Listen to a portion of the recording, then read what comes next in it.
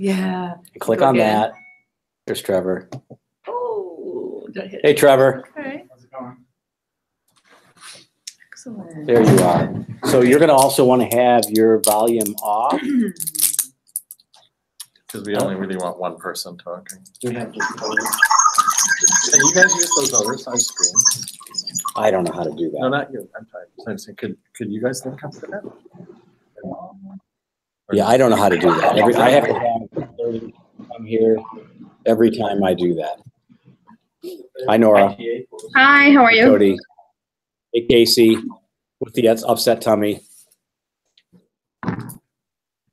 Hey, Alec, how are you? Good.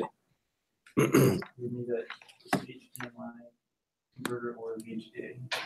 Well, you're right. So this could be.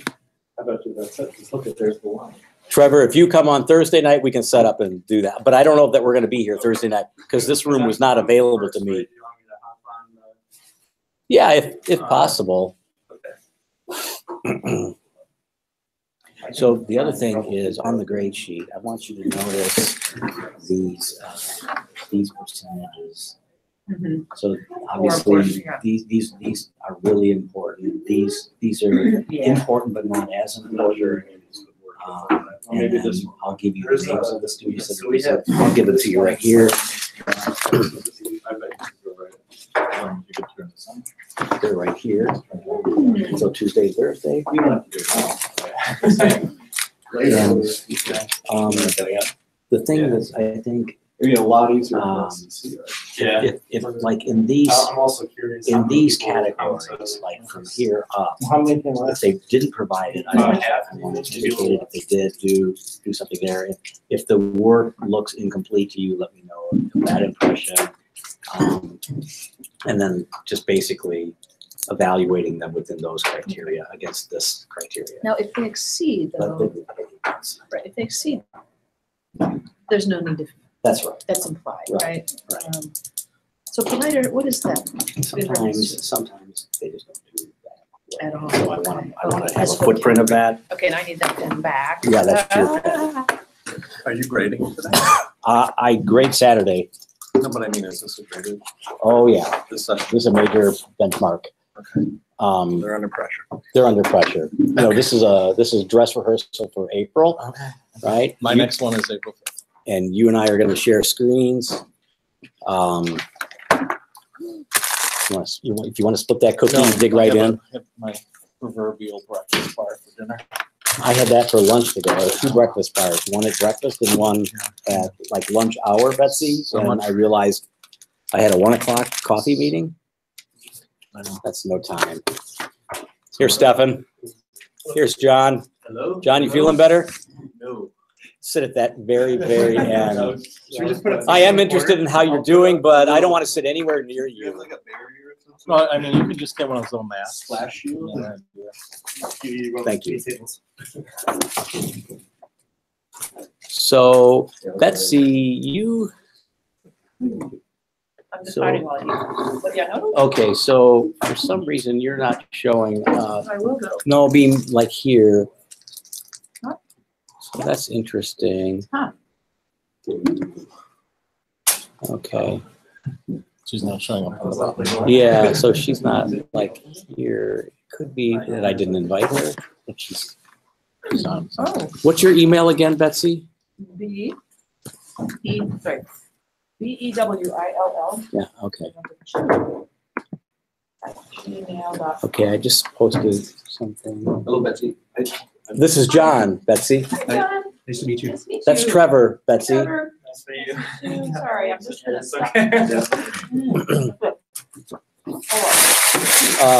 Trevor is like Austin in our office, an iPal participant, and he works for Alan Cobb over at Albert Kahn. For a little bit longer. Yeah, and then you're maybe migrating on. Yeah, it's looking like Kalamazoo is going to be. So who are you thinking of? King Scott is. Oh, great. Good. I should be hearing from them in a few days. Hopefully.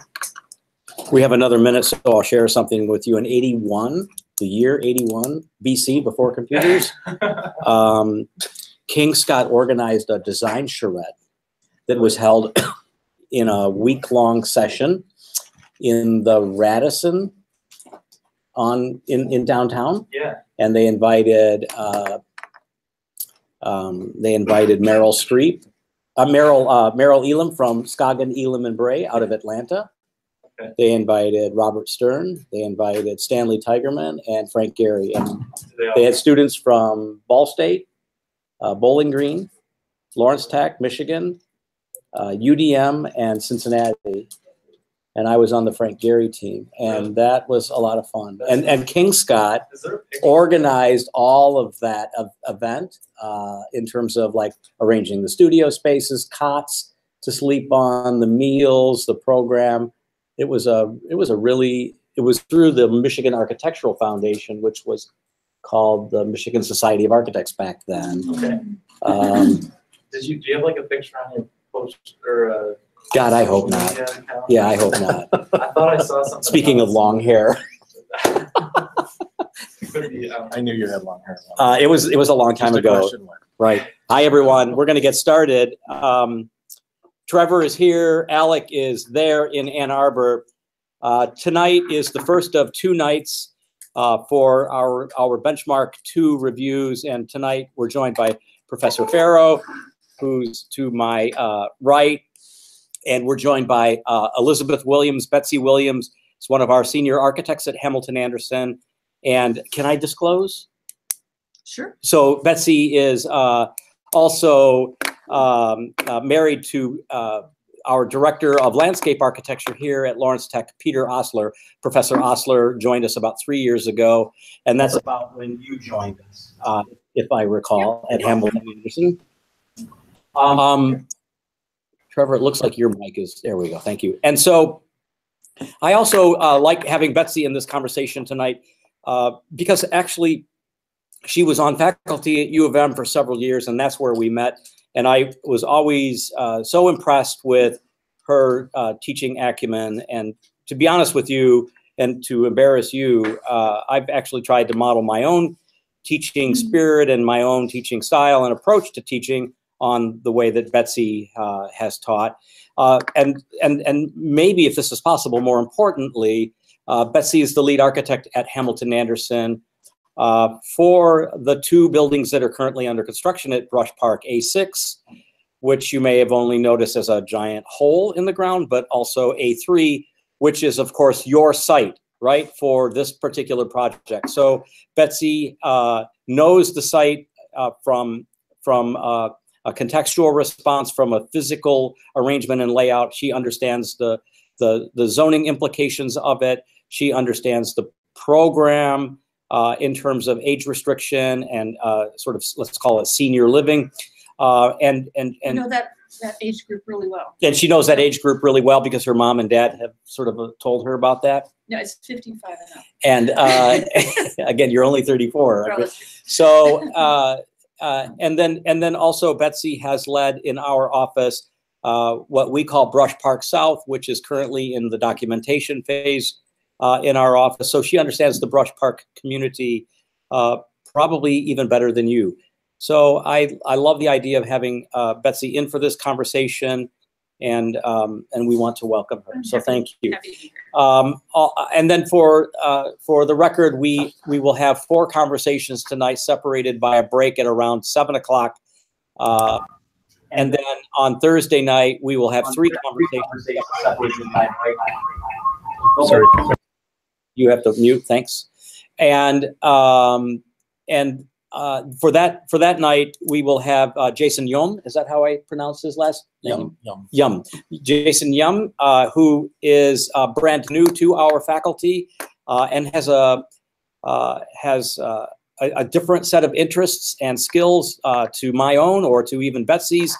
And I really sort of appreciate the distribution of feedback and the range of feedback that y'all are going to get this week. Are there any questions? I want to make sure you're all hearing this. So give me a thumbs up on that. I want to make sure you're all here. Most of you are. It's a problem if you're not here right now, but I'm scolding the choir who's here singing, so that's a moot point. But in any event, we are grading this. Betsy has been updated on the grade sheet. She has grade sheets and a pen, and I will share with you on as soon as possible, honestly, the grade sheets that she's made for tonight. I'll email them back to you post haste. And then finally, before we start, I will spend all day Saturday grading your projects and writing out comments in the fashion that you sort of saw from me at Benchmark-1. The comments won't be perhaps as lengthy because I think you had much more to do and I had much more to say back then. So we will probably have fewer comments, again, because we're getting closer to the end of this class as we move into the month of April. So Alec and Trevor, I'm going to give you the floor, and I'm going to probably have to turn my volume off. Yes, sir. No, you're not, but that's... Can everybody hear me? But are you on the transmission? Okay. Yeah, I don't know if she is. I can do that. Yeah, that's what we'll do. Hold on just a moment, Trevor. You got the. She did. Are you in Chrome? No, we're not. You have to be in Chrome. Okay, so can you close out of that?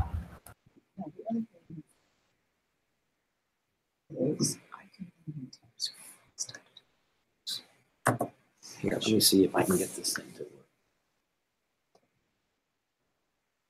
Okay, so maybe you can copy that and then open Chrome. It Or has I to can be, just reopen. it has to be in Chrome because I don't know why it doesn't. So work Chrome there. is Okay, I'll just resign and I can just. Then hopefully you'll be popping up there. wait, is that you in the right on that icon, or was that me? It looks like me. You gotta close me out. You see what I mean? Hang on one moment. We'll figure it out. Every. And if not, I'll just lean in and look over. Mark. No, it's usually good that you do it.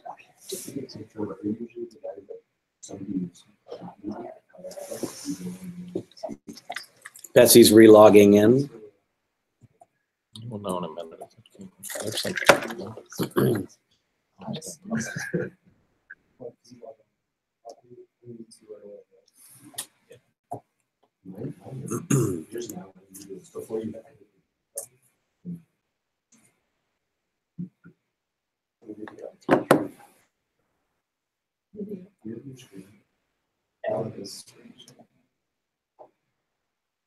Group conversation or video? Download Chrome. Group conversation. Yeah. Should just be able to say accept. There you go. No, go back. Close that. Let's go to the other one. It should work once you're in Chrome. View conversation, is that what we just? No, read? yeah, it was the one we just clicked. Inbox. This one. Yeah, that one. Join. Join. It's join. Okay. And then Let it's me gonna see if ask you're you- showing up It'll here. say I agree. Click on the I agree. And maybe that box. Okay. Am I on there? No, I'm not seeing you just yet. Is there join? Should I join? Yeah, hit join. Here you are. Now we're on. Okay. I'll send you those. So now turn. Let me. Why is that doing that? No, my keys go to the top. I'm gonna shut off from the top. At the top. With the mouse. You gotta hit the mute up there. But why is it still It's doing muted. that? Is somebody else going? No, I turned the volume down.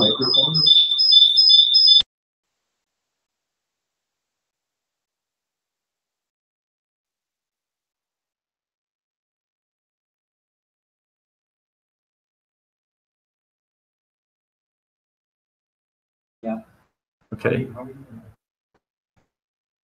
All right. Can I get a thumbs up that everybody can hear? Alec is going to screen share, so I'll start presentation. So if you want to click on his screen there.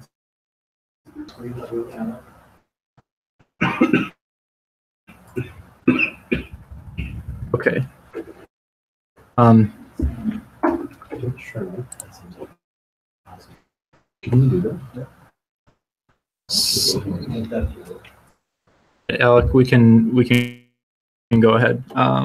So just to give a little bit of the background for those of us who might not have been around, this is the site context just touches on how Alec and I bias for what's the Rush Park site, and that it's LCA, Comerica, and Ford Field, and all a very deeply rooted history, as Betsy and so we'll jump through these to reference them. We did a few just to arrive at a mass that do what we would like our building and site to reflect in the areas around, and it'll start to as we continue on here. So we looked at the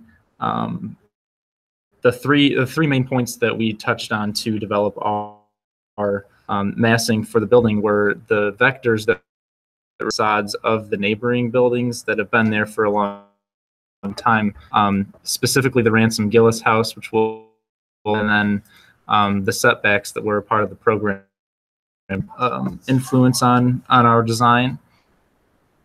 These are just some preliminary three-dimensional diagrams back that we have these vector studies on the left there, and then start to get at some vertical right. Next slide. And then we integral patterns of circulation, and then on the right side will be the community spaces and preliminary residential development, and then orange the retail development. Next slide. And then just jump right to the synthesis diagram on the right. Those are going back to respecting those facades with the vectors in the surrounding context of our building. And then now we can start moving. This is all older stuff, but so now we can start moving into preliminary exterior material iteration. Sketches to study what the facade and the exterior membrane of our building could look like in association with it.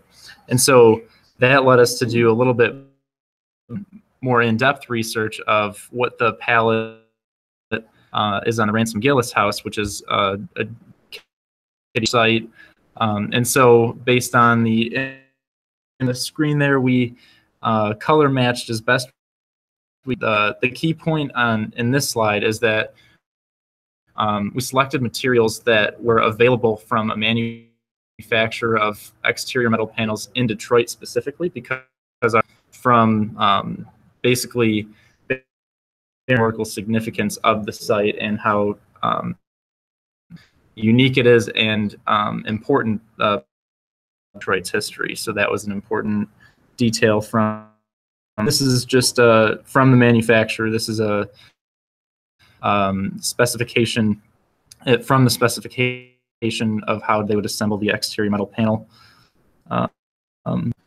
And then these just start to unpack views. This one is the trim color in the previous slide. You can these are just a snap courtyard or of the inside of what the courtyard will look like. Next slide. And the street view. Next slide, Alec. Sorry, it's cutting out every few seconds. So. Oh, okay.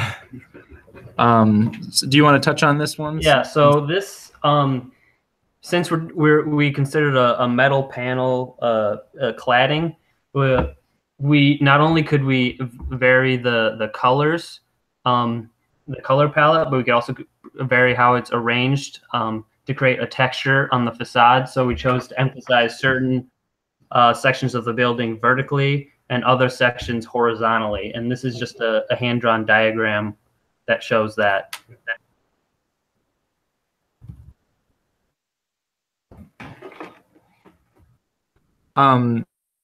Or what we basically have alterations that could be made based on the modularity of that metal panel system and lines of horizontality and verticality in the previous slide. Go ahead, Alec. Okay, and now we get to the parking floor, which gave us all kinds of headaches earlier, but we have a 24-foot turning radius and a turn right into a one-way parking scheme, and then fit 48 spaces, including 2 impact. Next slide shows that which is the ground floor slide, shows where we added in those spaces to make it 51, just because it made sense in doing a turnaround to have the extra one tucked away in the corner. And the program layout for the floors, which are after the first floor, becomes all Residential. Alec, do you want to go back to the just briefly touch on the program? Back one slide. Yeah. So we organized the retail to occupy the corner of John R. and Alfred, and the second retail space to run along Alfred, because retail space works well when they're next to each other in an urban environment. Then we wanted the address. I can zoom in here. Let's see. The residential address to be on Alfred Street. So the lobby entrance is here with a front desk, lobby, the main lobby, into the elevators, and then there's a mail room where you can get mail. The mailboxes would be accessed here, and then we cut in on Alfred Street to provide there's an entrance for the bikes. So there's bicycle storage here, where next to a dog wash and change room. So this is would be a keyed entry for residents only. This could exist as a little park. There's benches and planters could exist in this space. And then storage here. We had there are 54 units, 50 units that are 3 feet by 5 feet wide, or right there's 25 3 feet by 5 feet, but you can stack on top of each other, so it makes 50. And then these 4 units are extra large units that could be rented out to hold larger things. And we put an extra mechanical and electrical room to control the mechanical in this wing, in this corner, and then on the southeast corner did the same thing, that it can control the retail mechanical.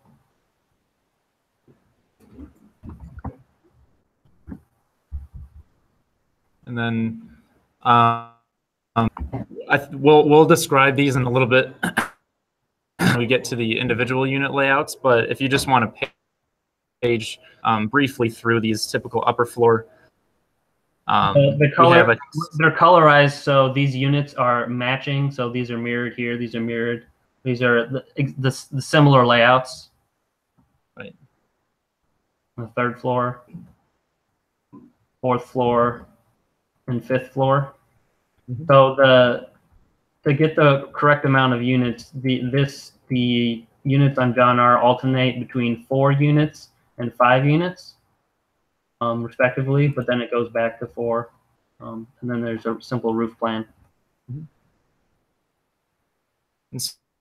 So the structural framing plan that we're developing, and this shows the underground parking floor with the foundations beyond and the parking ramp open to above. Our largest span that we're dealing with is, I think it was just under 38. 38.7.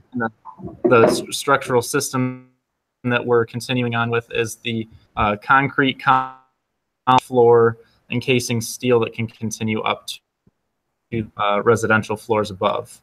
And then back just for a second, I wanted to touch on the condition on the outside. And in order to free up some of those parking spaces, the way we addressed that was basically casting a little bit of a ledge into for the beams between base 4 and the edge there to span it so that we could park in those.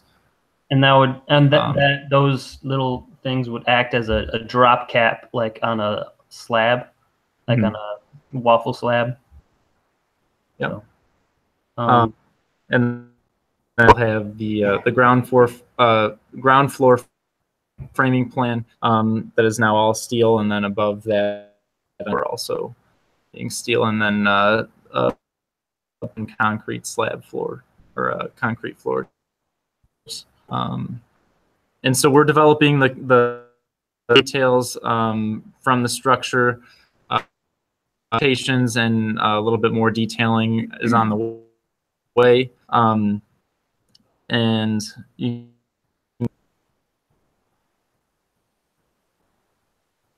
just an axonometric of our structural model. And now we're into the building sections that show ramp. It's at 80 feet, just under 30. We can keep it moving. I don't want to run into everybody else's. We have some stair details, preliminary stair sections all the way up and down, just to show that the floors are lining up where we need them to. Not concerned with, we're addressing that about the 2'10" dimension from the tread to the handrail, and then also that our steps, and addressing the fact that there's a 10-foot depth between floor to floor, then 12, then back to 10 right on that ground floor. Those conditions. The elevations. You can keep going. And so this is the wall section sheet, and call outs of the where the reduces the fenestration, and then also at the slab to the retaining wall detail. I guess we can probably on this after the presentation, and then this little diagram right hand corner just to touch on about as the 3 zones for fire. We kind of have a fireproof membrane slab between the parking and the ground floor. You see the barrier between retailer opportunity for that, or another floor that I should say. And then these are we were bearing in mind when developing the wall section to try and hit these R value lines. Okay, and I'll turn it over to you, Alec. These were our just hand-drawn diagrams as we're trying to work out our unit layouts. With the shape of our initial shape of the building, it was a little difficult to pick out what to organize all the units because there are so many different types. And as we've gone through, we've narrowed it down from 13 or 14. Now we have 7 unit types. So these next few sheets just show the unit types and where they're placed. So this is room 203, which is in dark blue, and then it's matching unit, so it's mirrored is the lighter blue here. it's a single bedroom unit, kitchen over here, and then the room here is based on this. I based all the bedroom sizes on a queen size bed. So same with this one. This is a 2-bedroom unit on the south face of that same leg. And again, there's a mirrored unit here. This is our 80. We have 4 of these. They're stacked on top of each other. Our ADA accessible unit. Our circles didn't show up on this one, but the restroom, the closet, the bedroom, and the kitchen, they all have sufficient space for a wheelchair to turn 360 degrees. On the west side of the primary leg, interior courtyard, we have 3 units. This is the corner unit where on the north side there's the elevators here. We put the bedroom on this side to keep the noise into the more public space. So if people are late at night going up and down the elevator, it's not going through the wall into the bedroom. The next were the units that face John R., where each floor varies between 5 and 4 units. So the unit layouts are essentially the same, with the larger unit gets more opportunity to have bookshelves or office space located back here, and it could provide a pathway out to the balcony a little easier, where in the smaller unit you're walking directly through the living space. These are the corner units. These ones were a little bit more difficult. So these are the 4th and 5th floor, the suites. These are the high-priced real estate ones. One of them is a 2-bedroom unit. The other is a single-bedroom unit. The single-bedroom unit has a lot of open room. Again, there's more opportunity to put a credenza in here or something that the user would enjoy. There's a lot of room. And the living space can be tucked away a little bit. And there's a large hallway leading into the kitchen as well, where the 2 units space is a little bit more compact, but it still provides adequate pathway straight through to the main public space and out to the balcony. This is our generic or fire suppression plan. We have a closet here located on the east wall closest to, or the west wall closest to Alfred Street, for the vertical fire suppression needs. And then on this ground floor, the main pipes are going to be running straight through and outward. The sizing of the number of sprinklers still needs to be decided, but this is the preliminary plan for that. Then the HVAC system layout for the ground floor, I divided it into 2 sections. So the retail and this mechanical space is all controlled from back here, where you get fresh air coming in through the blue, and are using a VRF unit. So it's the 3-pipe system. So this is each cassette is an intake and an output. So it takes in the fresh air that was conditioned in the space, conditioned it to whatever appropriate temperature there is that is demanded, and then puts it back out into the space. And the same thing in here. The intake here and the VRF system here. This was outer words. So the upper floors sprinkler system, a similar plan.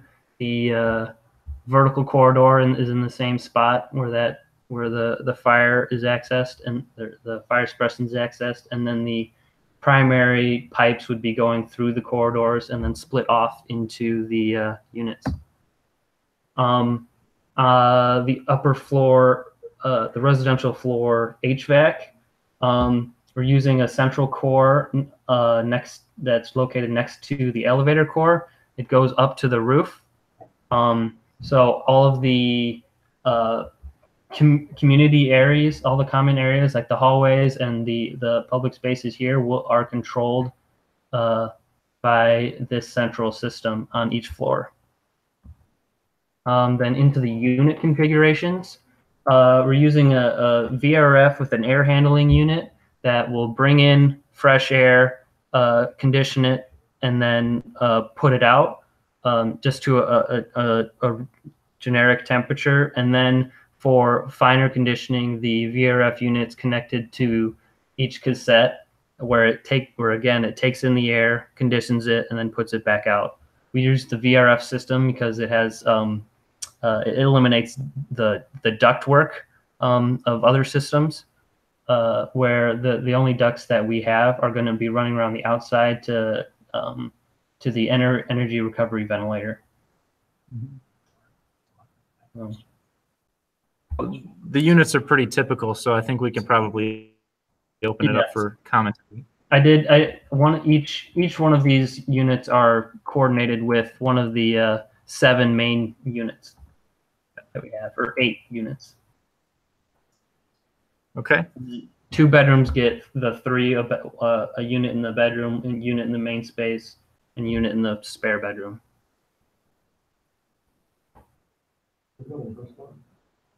First floor. Can we go back to the first floor? The unit or the ground floor plan?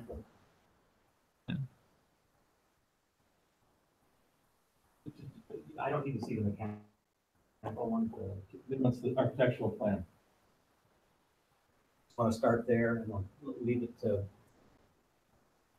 afford Betsy the opportunity. We actually don't have a lot of time, unfortunately, because the presentation went way too long.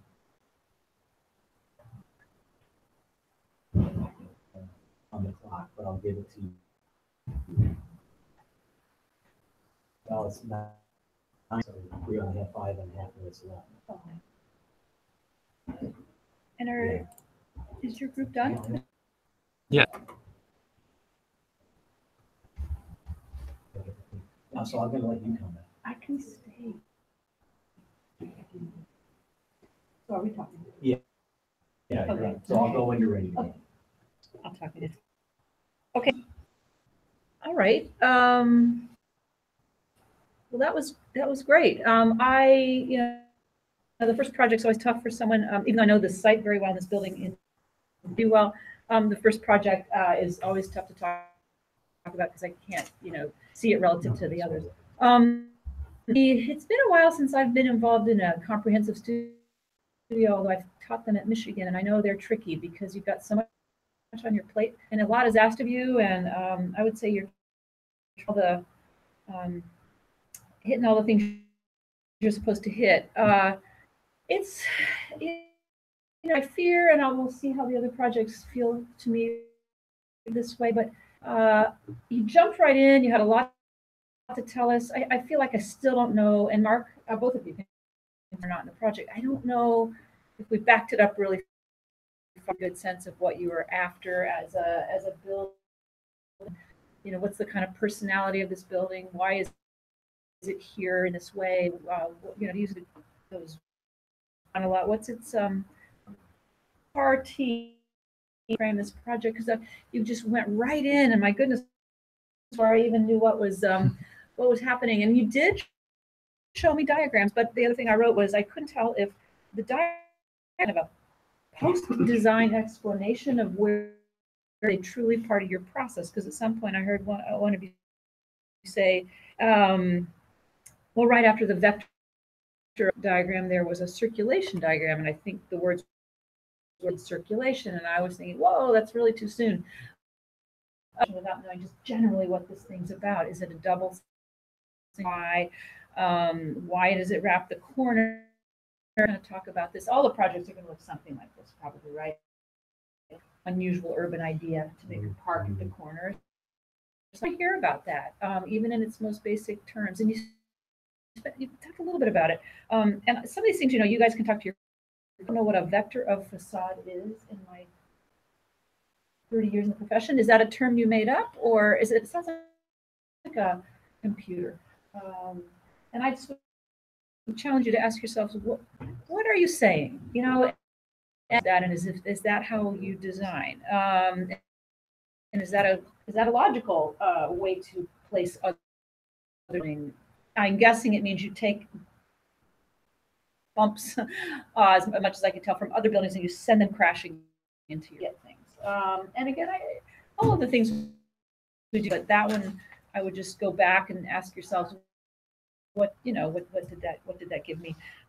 Again, I fear with these comprehensive studios, which you have to have, and I get that, just don't lose track of the things you've always been taught. And this is a great drawing. A parking lot, the result of turning radiuses and the size. I'm talking about the surface level one in particular. That diagram shows what you have to have, but does that mean that has to be the shape of that thing? You know, could it also, when it's not fully paved right, would it feel like a nice place or nice courtyard? Where would you put trees to kind of shield that from the other things that are going on in that? And you're probably saying, I'll get to it when I finish the darn fire suppression system. But if there was some way to kind of, get back, together and don't let these requirements take over, I think would you have a building, it can work, and it has some potential charm, and the colors are fun, and make Mark bring you his version of the historic colors book. You're already on your way with it, or that's beautiful. So yeah, those are big takes on this. Yes, you got your heating going, and I've never done a sprinkler system, so you're way ahead of me. But I would also say keep that in mind in terms of the priorities of what architects. Again, your bosses are going to tell you one thing, but we're more likely to fuss with heating systems and ducts and ceilings, and where do I have to have a soffit? Do so much for us besides the energy side. Where am I going to have or am I going to expose these things? In the end, you're kind of after applications of those things. So those would be the things that I would think you're rise to the top in terms of what you care about most.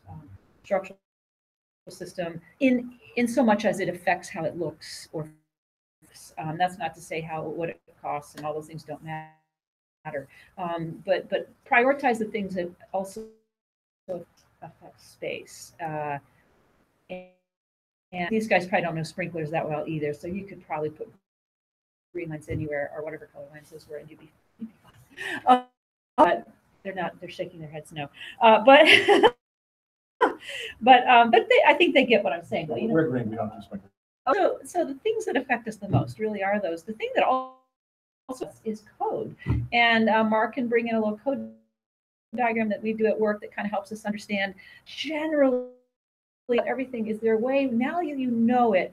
Even I'll get back to that with code. Just a kind of a quick diagram. Are they not to know what kind of construction?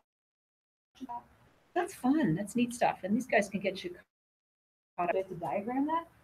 Don't show us a chart. Show us a diagram that says roughly how do you see this guy working.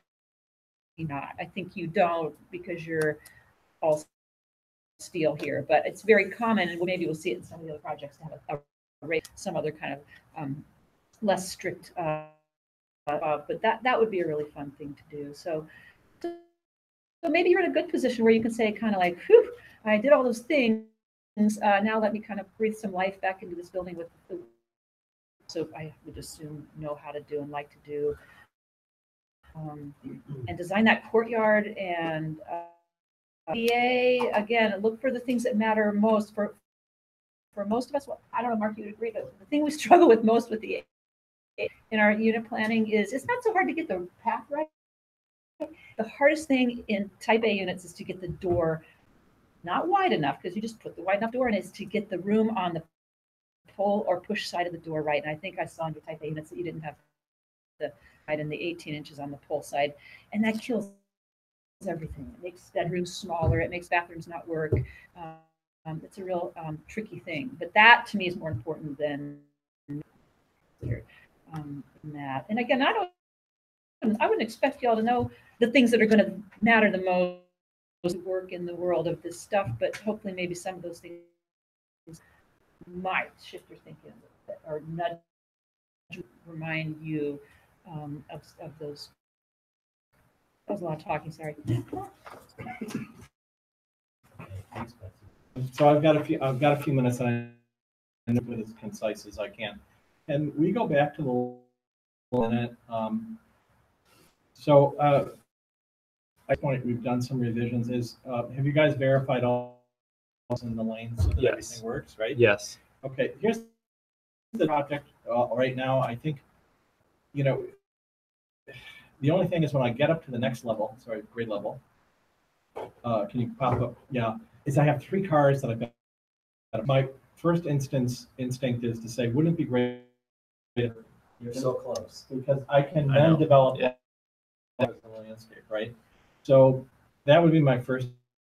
Is there a way that either I can get those 3 spaces down to a level, or I can minimize the footprint of the parking and adequately screen it, right, to do that? The other quick question on column grid lines. Usually you went from the back side of the alphabet. I'm just curious why. I've never seen that before. On the lower right, 04, there's like a cutout of the building. Is that right? Or am I mistaken? Lower right-hand side, There's right here. something- Yeah, it looks like building in space and it's not connected to the building. Is there something that I'm missing? It looks like the stairs now dropped outside of the envelope. That I think that was just a technical, Okay. and I think it's a Revit issue where your walls to be outboard of the structure, the stairs being separate shaft. Yes, it looks something odd about that. I may want to revisit that. Okay. When it comes to the stairs, do you have an area of refuge allocated? Or, did you check that against the code? Not I specifically. think I would check the area of refuge to make sure you accommodate the handicapped, okay? Okay. All right. Let's go back to structure real quick. I'll try to go through this as quick as I can. It is a steel system. Yes. I still would think you would have an area in parking and grade. Not? Right. That's what we were. Goes back to the point made about the podium, right? Yeah. Like some of the diagrams that were in the article, you differentiate the building. You need to have not just the information, but you need to have the diagrams that show how this building is broken up by construction type and why it's done in occupancy, right? Other than that, inverted steel beam system so that we're reducing the floor-to-floor height. The delta beam. Well, there's a delta beam, but there's another version of it called an inverted beam with a section, and I did send them that. Oh, so you're asking? Yes, because that's how you're going to get that floor-to-floor. Yeah. Get that? This for the steel on these framing plans has. Okay, so conventional reference steel. material. Yes. So go back to the picture that I sent you in that handout a long time ago, and steel beam, because it's going to be able to drop that for you. Okay. Okay. Can we go up to the level then? Framing is good. Sorry, back to the structure from the 3D. One thing I would, how will I carry lateral loads? I mean, I know by now you've fixed part, right? Yeah. So either you're going to have rigid connection, right, for lateral load restraint, or you're going to have shear walls or diagonal bracing. I don't know what it is, but you have to tell me how this is going to work. Cores would be another option, but cores alone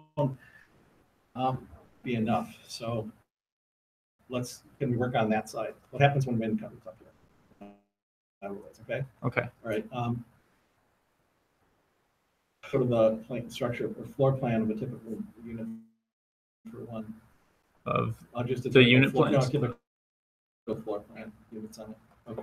So it looks like from any conflicts with structure.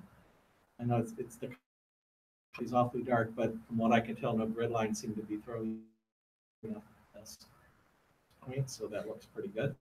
I'm struggling to hear what you're saying. Sorry. Could you get closer to the mic or? I'll try. Structure looks pretty good overall. of that. You can be, it seems like we don't have any, so that looks fine. I would ask to think about, make sure how you're going to work with the balconies. Right? Okay, keep going forward, a little more and more forward. Stop, back up. In that parapet condition, roof detail 2, at the back wall, I don't see an enclosure. Oh, right you here. Understand what I'm getting at? Yeah. You have to enclose both sides. Need shading on. Right. And it's a solution in the sense that the whole wall is pushed forward of structure, but then there's also the question of at some point you have to connect back to structure. So how is that going to work? Right. Something I'm going to back up here. You know what I'm getting at? It's got to be making a firm connection. Okay. So that would be a point. Looks like insulation, am I mistaken? That's correct. Okay. You know, I think you also need to ask questions about what is the best choice and why would you choose that? Fiberglass may or may not be. I mean, it may not give you the highest R value you need. Does that make sense? It is a closed cell system because I don't see any possibility of removing moisture. Is that correct? Right. If it's closed cell, is fiberglass going to work with closed cell? Does it or not? I thought would it not having a vapor the insulation, the rigid insulation on the outside? Remember what we talked about? You're supposed to diagram with colored lines your water barrier, your vapor barrier, and your air barrier, right? So I think you know, do a full wall section and please run through that. Also, you should subgrade condition on the bottoms. You should have the base, right? We're trying to have a high R value building, right? Right. Well, and if cost isn't an issue, my goodness, you're in school. Woohoo! So stud space with spray and close. Right? You get your vapor barrier and everything. If this does not have to be fire, allowing a flammable insulation, my answer to that would be yes. Fire. I do have a question about that subgrade. Did it make any sense to go below 42 inches? No, not usually. I mean, usually you see a small layer of rigid board insulation for maybe 2 or 3 feet down. Okay. It's not to insulate the subgrade parking. Will lost through the edge of the slab, but let's say the retail portion. Does that make sense? Yeah. That's a small amount. That diagram on the right that's showing fire separation, that's the diagram that should also show construction type. Yeah. Okay. Right? Use that same thing. Sort of stuff. I want to make a couple of comments and turn your volume off. Off, yeah. Go ahead. So, thank you. Can you guys hear me okay? Okay. So this is a big improvement for you too. And I want to acknowledge these comments, very brief comments in that sort of context. The things that I noticed, for instance, is that you have both tried to look at everything pretty evenly. There are some holes. I'm not alarmed by the holes. I'm not alarmed by the things that might be missing. I'm pretty apparent. It's pretty apparent to me that through this conversation today, and maybe by virtue of the process of putting these drawings out there and in front of yourselves, you know what those holes are now, and you know what you need to do from this moment forward to sort of complete this package. And that is really, guys, where I needed you guys to be today. So that's kind of the encouraging things that I want to say. The graphics are still a little disappointing. I think Professor Farrow's comments about the colors being too dark on the overall plans is something that, you know, that should be apparent to you right away. You should notice that stuff pretty quickly before you even make a presentation like this. The line types are a little cloudy and dark. The wall section, for example, is mostly blacked out. It's hard to tell what's happening within the wall cavity in the wall section, but praise the Lord, PTL, right? You have a wall section and it goes from the subgrade all the way up to the roof. Does it need to tie back to structure? All day long. So yeah, that's the kind of thing that you need to accelerate in the process. Also, I feel like I'm still a little confused about the structural. I see red iron, I see structural steel, but I also thought I heard that you were doing post-tension concrete. So if I'm misunderstanding it, please make that clearer next time. If I am correct and it's post-tension concrete slabs for all of the res floors, which is what I thought I heard, then your drawings are wrong, right? Because you're showing red iron, right, in those floors. So I don't need to have you answer that now. I just need you to sort of validate that. I think the most the most sort of not damning or critical, but the best feedback really for you guys tonight is that the essence of why you're doing this project here, who you're doing it for, the very comments that Betsy articulated, where she kind of like, where's the beef? Remember that old ad from 1984, the Wendy's commercial? Where's the beef? That's a very, very good bit of feedback for you. You know, the design proposal is, quite honestly, guys, the biggest portion of this grade for this benchmark, and it's gonna diminish in the next benchmark so that we can privilege the next three categories. So I really like the timing of that feedback was maybe ill-timed for you in terms of maybe not hitting the design proposal strongly enough at this moment. But truth be told, you have elevations. You have materials rendered on the elevations. You have windows that are shown in proportion to the elevation. So again, I'm not terribly concerned about Betsy's very justifiable feedback, but it could have been a stronger presentation. But I think I could say that about almost anyone's presentation. So I think you guys made a good sort of step forward this time. I'm going to give you a lot more feedback that I think you need to sort of use to load your wagons up for this next 4 weeks. But I'm very appreciative of where you've taken it. Yeah, go ahead, Dan. So just the last closing comment, I think issues to work on would probably be more in the envelope area. Let's take a look at more enlarged elevations and wall sections to understand that. Yeah. Wall sections and plan sections, please, at appropriate cuts. The documentation of construction type and what that means in terms of area separation, occupancy, and fire ratings of key parts of the assembly. After that, I think the HVAC seems to be very well developed compared to where we were last time. I know we exchanged multiple emails on the topic. I think you've digested most of all of this well. Please label all the components so we know what the components are.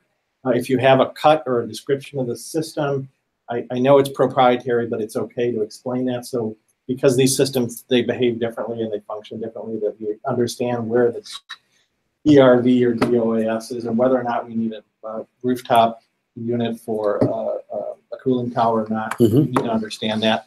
Probably the other point would be if you're looking at alternative energy in any form, I don't see it in here yet, but it can have the opportunity to interface with HVAC, or you can just use it for pure electrical energy possibly, but I'm not sure if you're thinking in that along those lines at this point. So other than that, I'd say good progress on structure, good progress on HVAC, and envelope needs some more work, I think. Okay. That's it. Let me say one more thing, and I don't want to put a wrench in it all. There's just so much to know. It's just mind-boggling. Yep. It is mind-boggling. I will tell you that this building can be built as a type. If you really, really, really worked it, you might even be able to do 5B, but it can certainly be 5A, which is the least stringent of the construction types. That doesn't mean you can't build.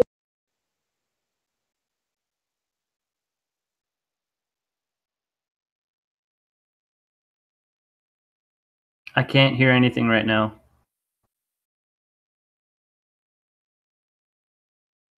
We can't hear anything, guys.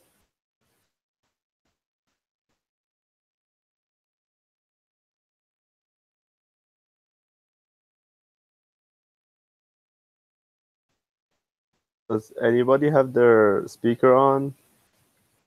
I don't. I think everyone turned off their speaker and they're just talking to each other. Oh God. Hello. Can somebody like in the classroom notice us, please? Yeah. Hey, Trevor, come on. come on, Trevor. Hello? Hello? I can't hear them either. Yeah, I didn't hear any of Betsy's comments at all. Because I turned that computer off. We're Oh, okay, sweet. Now we can hear you. we're on a computer over here. Just in a nutshell, saying that this is a pretty small building, and it just footprint-wise is just not that big. So if you wanted to, it could be in the construction type 5A or maybe B. What that you can build it out of anything, but you only have to follow the rules. The most stringent one that you're bound by. So just adding a wrinkle in this all, but your instructors can talk to you about it later. But it's interesting. Code is like a game with a series of how far you can go in different things. But I only just wanted to bring it up because I didn't want people to feel like just because they chose steel, they were behaved like a high rise. Because this really, it is not a high rise. It's Right. the building on a block on a corner. Hopefully. Anyway, that's what I wanted to say about that. And when you change that in the fire ratings of the exterior walls, and that topics we're talking about now, like what type of insulation, what type of exterior material expand, if they do not have to harden or they do not have to be inflammable. Yeah. And that could be another reason to step down in the code, as was just pointed out. Yeah. And still keep your steel. And still keep the system. So, Trevor, can you activate Nora, Hong, and Bodger? Maybe load their work on the. Nora, Hung, and Fodger, can you guys hear me? Yeah, we can hear you. Okay, you're up. Oh no. Marcus muted. Hit. You like Control L so that the screen content on the screen is loud. Mark, can you mute yourself? What's that? Mark is muted. I'm relaying what he's saying. He's asking. Can't hear him. He's I asking. can't hear. He's gonna repeat. He's gonna just let him speak. He's gonna repeat what Mark said. He's asking you to enlarge your screen so that the presentation is full screen, and then mute myself so that Mark can unmute himself. Okay. So he doesn't want to speak directly to us now? What?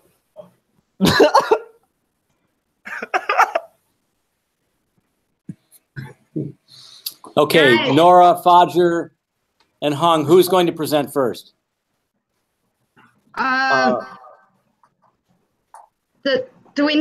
We can just screen share, right? Hello? Yeah, he can hear it. He can hear it. Yes, go ahead. Give me 1 second. Yeah, the way we're gonna do it, it's more like just bouncing off depending on what slide we're on.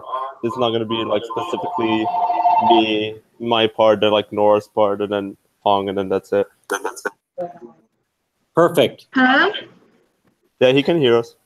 Oh, okay. I thought You're good. I know. let me share then. I'm trying to.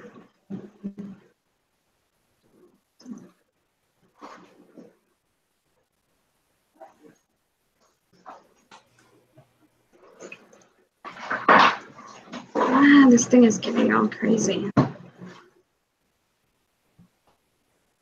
1 second. Where is it?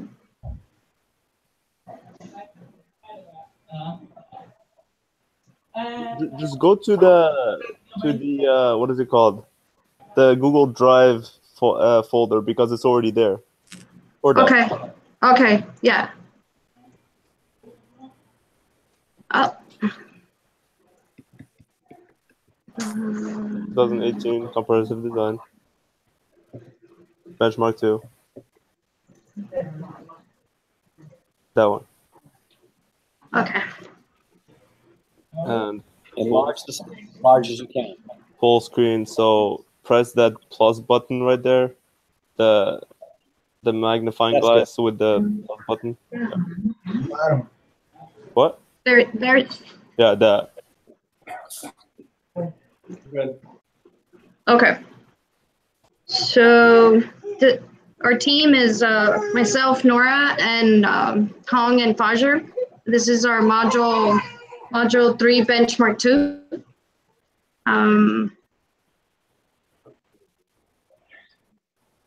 It's for some reason it's not showing the whole thing. If I make it out.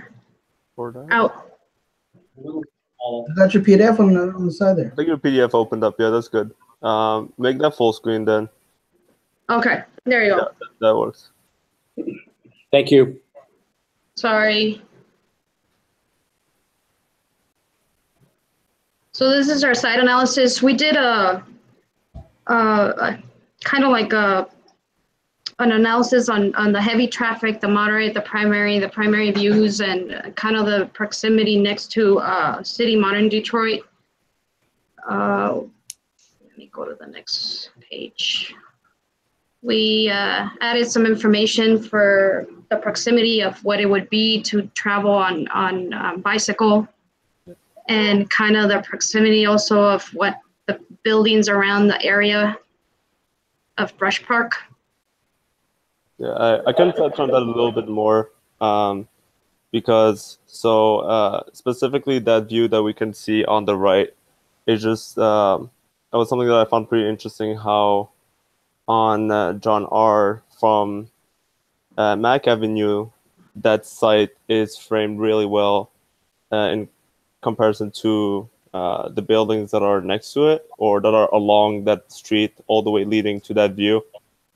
And that kind of like drove us into determining how we want our building to appear from afar.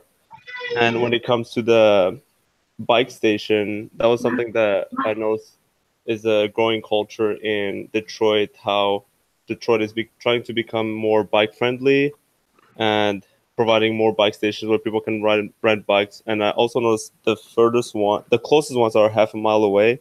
So within our design, we are taking bikes into consideration, which will be addressed in the plans.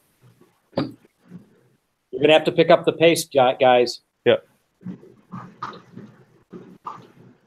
Here we added some information on the kind of the design response and approach around the neighborhood for historic and townhomes and duplexes. Let me go ahead and run through.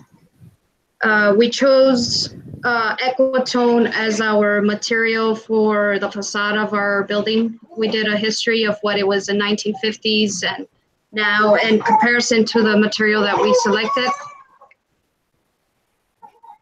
Let me continue. Here are a few other some of the panels that we could use if we were to incorporate some of the designs that Equitone has available as panels, and it is a fiber cement panel, so it's fire resistant. This is a design concept of our building with it's a U shape or C shape. Here it was a little bit broken down into how the ground floor is connecting to the 5th floor, different angles.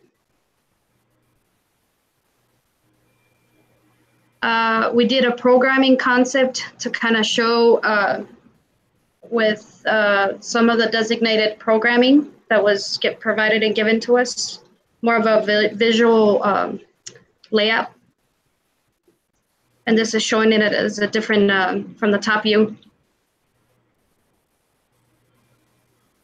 Here's a little bit of information on the bioclimatic issues using the psychometric chart and the sun path.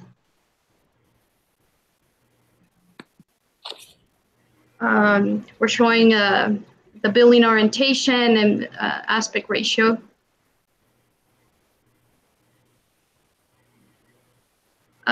Here we gathered some information on the surface volume ratio of the entire building.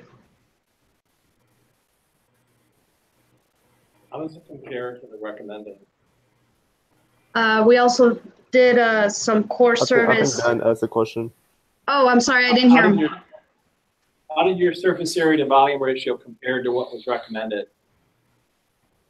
How did it compare Yes. from What has a the? recommended? It was I believe it's a 1.6. 1 to 1.6? Yes. I don't know, What? but you should indicate variance from that. Is that okay?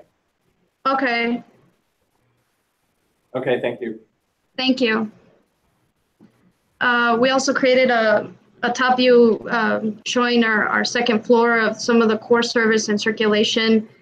And we also did a 3D to kind of illustrate more of what it would look like going vertically. This is the sun path of generated by 7 to 7 p.m., 7 a.m. to 7 p.m. for 4 months throughout kind of quarterly of the year.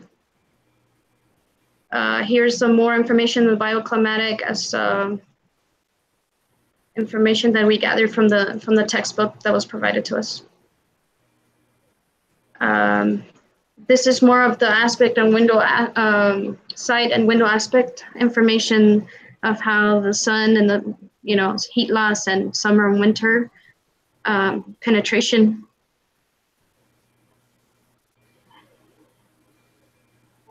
And we gathered some of the sustainable landscape that we would be able to use for our terraces and also throughout our site. And structural. Fajer? So for the structural, we went with delta beams with on-site poured concrete and steel columns with concrete rebar reinforced embedded in them. And the reason why we went with that is because it provides a good structural rigidity to the building while still allowing for really thin floor to ceiling heights, or floor to floor heights. And also we went with a specific size of beam because of the range that it allows us to span from column to column, which is our maximum is 30 feet. And in order to keep all of the slabs the same size, we kept all of the beams the same size as well, so that the slab itself will be 14 inches. So 12 inches to accommodate for the beam, which is also 12 inches deep, and then 2 inches of concrete slab that is put on top as a top layer, which is also going to act as the floor of those levels.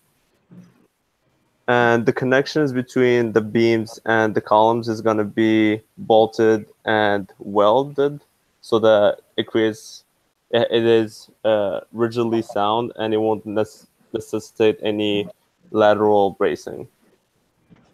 Okay, we can move to the next slide. Okay, so this is just wait, where are you going? Oh, sorry. This one? Yeah, well, that just shows the overall schematic of how the structure will look and the way it is laid out. Also, there's a graph that shows the load in comparison to what kind of beam is used and how much it can hold up. And if we keep going,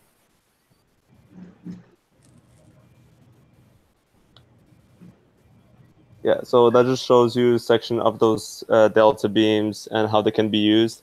And also, this is something we're discussing regarding the beams themselves because they are 20 inches wide. That was going to make our columns really big. And in order to shorten them, I found out that for delta beams, what they do sometimes is kind of bend and curl up those edges of the beams. And by doing that, we're able to have the beam be 16 inches, thus making the columns as well as 16 inches as well. 16 by 16 inches, sorry. Okay, we can move on. So this just shows how the delta beams are integrated into the floor slab and allows for a thinner floor. And also it shows a diagram of how the steel columns will be attached to the foundation columns. Okay, we can move to the next one. Next one.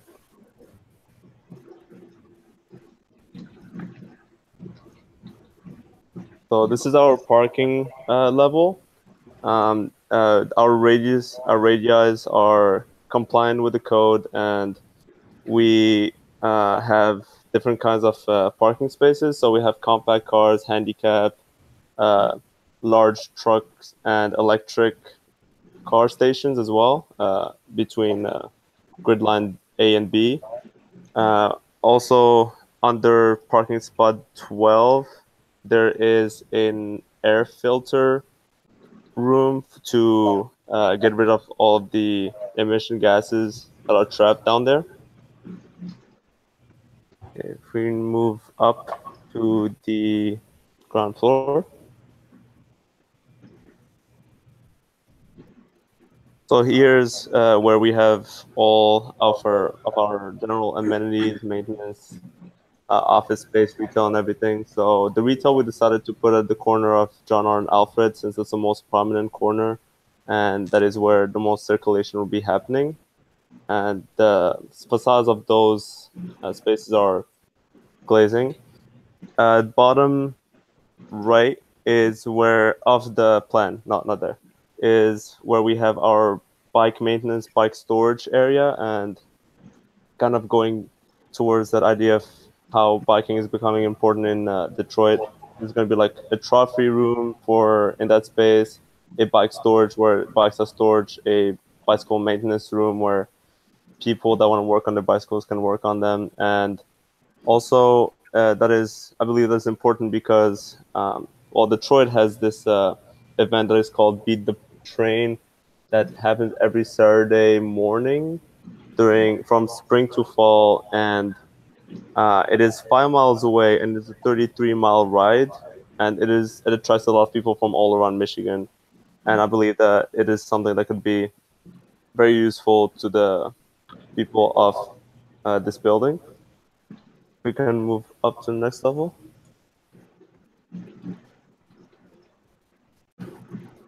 Please wrap it up. Yeah. So right now is just going to be our unit layout on the plans and everything. So pretty much every other level is going to look the same, and we can just breeze through them. Sure.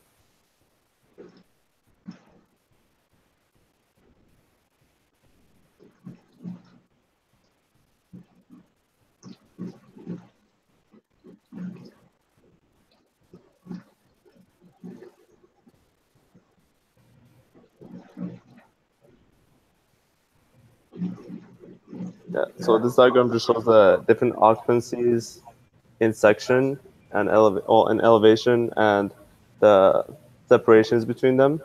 We can move.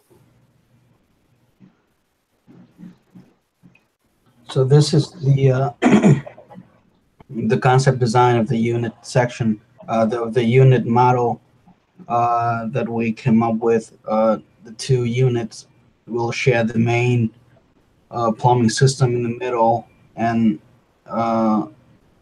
it will match together like that for one unit and one unit plus one unit and one unit plus two unit.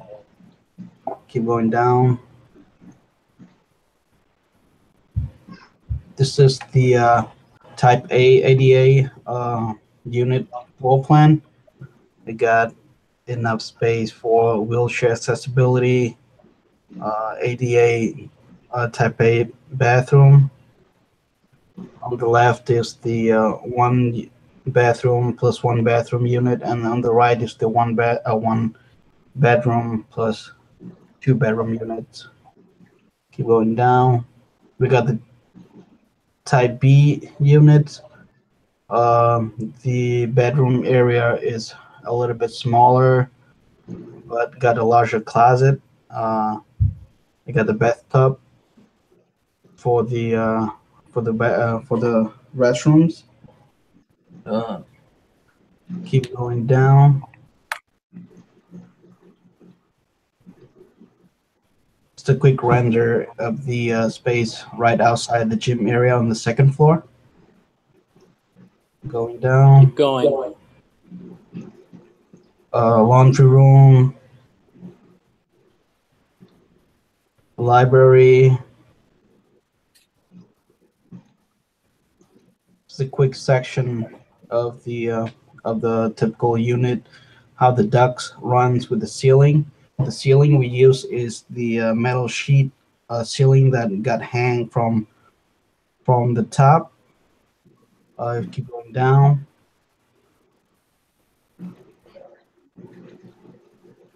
The typical elevation. Keep going. Just keep going at this point. Keep going. Keep going. More elevations. Section cut.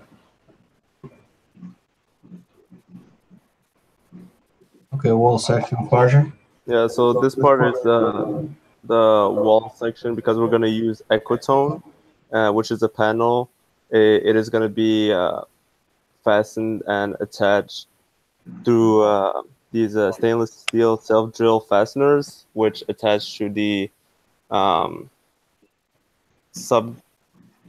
substructure, which is going to be metal railing, metal studs, sorry, and metal tracks, which are going to be running as acting as the wall of our buildings.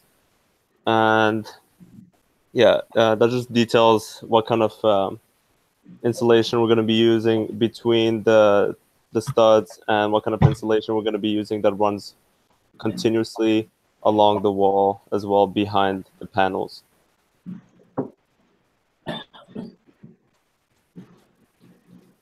And this is the glazing that we'll be using. We are going for double glazing windows and double glazing glass. I say windows because we are thinking of using windows along the top of the glass in order to provide some passive cooling throughout the hot days in Michigan, so during the summer, especially since we're going to be having some southern and southwestern winds coming into that U opening that we have. Okay, you can move on. So this is the quick render of the interior of a typical unit. You can see how the metal sheet panel for the ceiling is getting hang from the top there with the exposed ductwork, and the lights dropping off in between the sheets. Keep going down.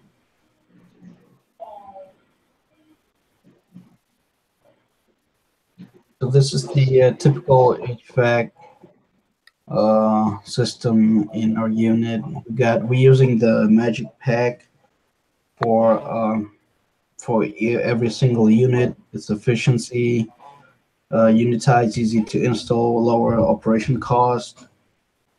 So that's the plan of how the ducts will go in the unit. Keep going.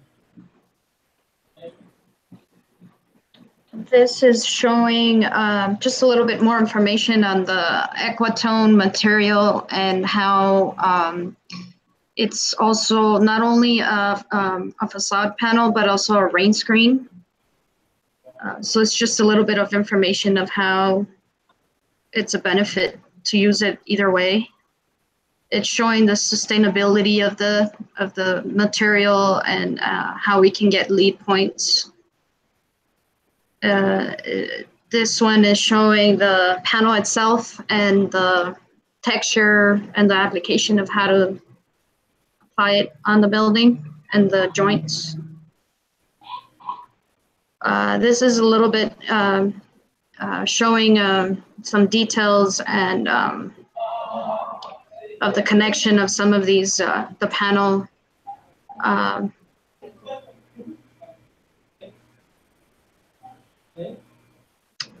Here, it's also a good The material is not only good for a rain screen, but it also has a good ventilation. And it's also very good in thermal bridging and fire resistance for the building itself. And this is our still progressing rendering of what our building would look like.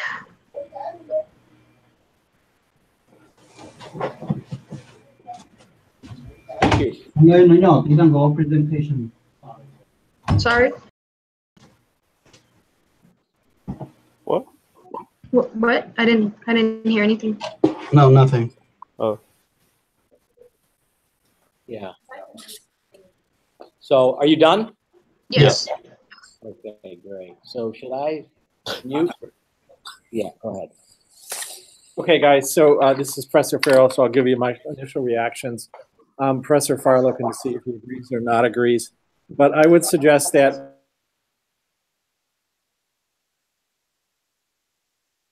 What? Hello?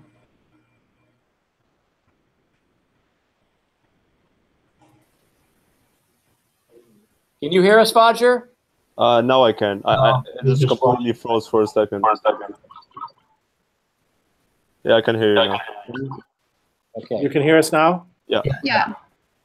Yes? No? Yeah, Yes. I can. Yes. So this is Professor Farrell. Did you hear my last statements or no? No. Okay, so I would suggest some severe editing because there's a lot of areas which I think there's a lot of unnecessary information that's not really helping us understand the project. While I like the exploded axonometrics, they're way overused and they're not really revealing information that's useful. So I would suggest condensing quite a bit of that, for example.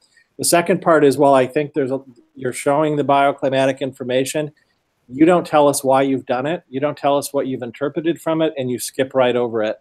In other words, as an instructor, I don't know what you've learned from it, and that's problematic. Does that make sense? Okay. You understand my point? Yes. Okay, we've talked about it a few times already. Why you're doing this and what you're supposed to tell us in the act of doing that, right? Right. Okay, so please, you need to refocus in on that because I think it shows me that you're compiling things, but it doesn't show me that you're understanding the information and the knowledge that it's supposed to reveal to you, okay? Okay. In terms of structure, is that a two-way slab or a one-way slab? The delta beam. Delta beam. Delta beam? Roger, do you know that?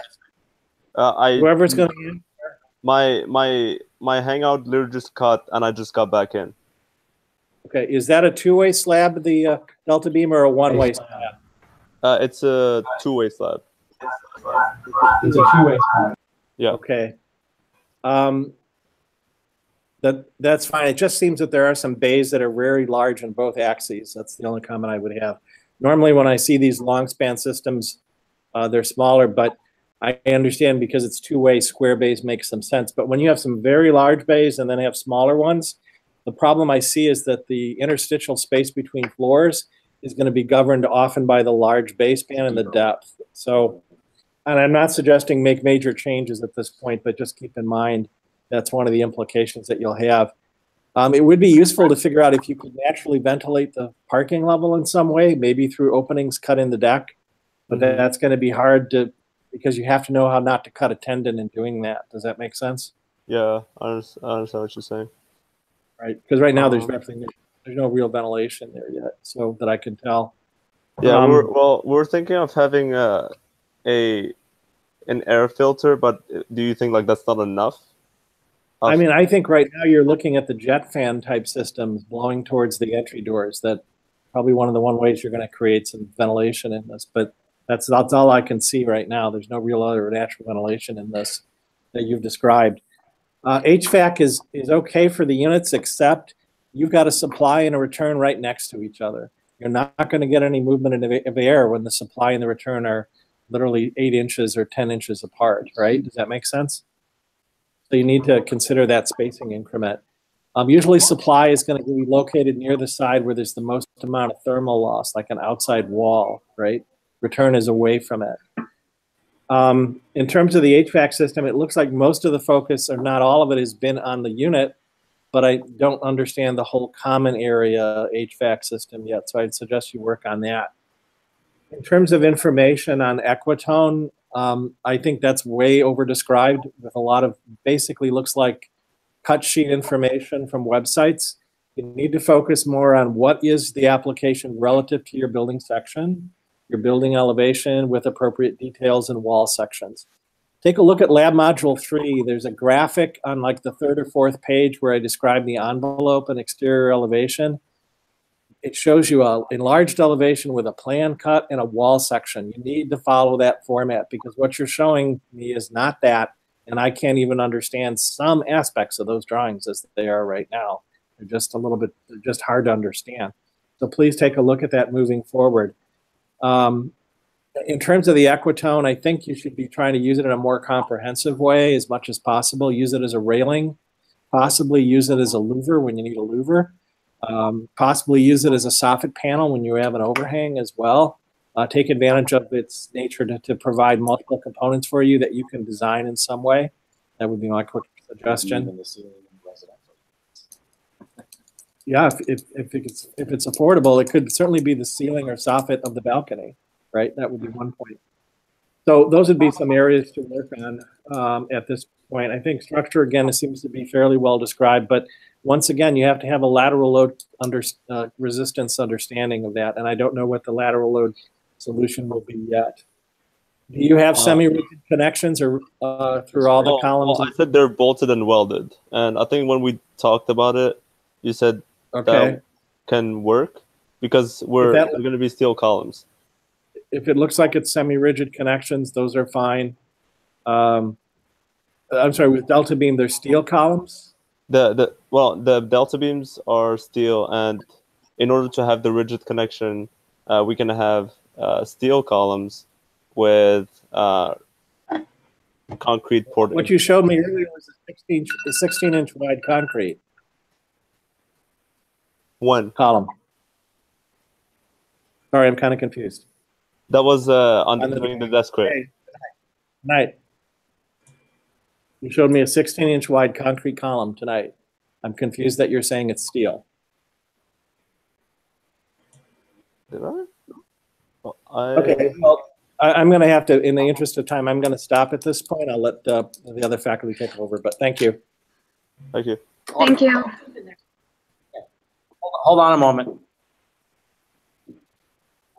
So, yeah, I would concur on all of that. So I won't speak a long time, but maybe just repeat a few things or encourage you guys to, again, not for this studio maybe, but just in context relative to the studio. Just know that when you're out there, you're going to be looking for the most cost-effective systems and solutions. And so, in fact, Magic Pack is, and so you've kind of hit a high mark there. Not everyone loves it, but the Magic Pack, you know, your heating and cooling unit that's on the exterior of your facade, that's a facade maker or breaker. So like you're hearing from your other professors, take a look at Equitone and how you can screen that product. And actually you can do it. You can hold screens in front of that, but that should be really a big part of your facade study.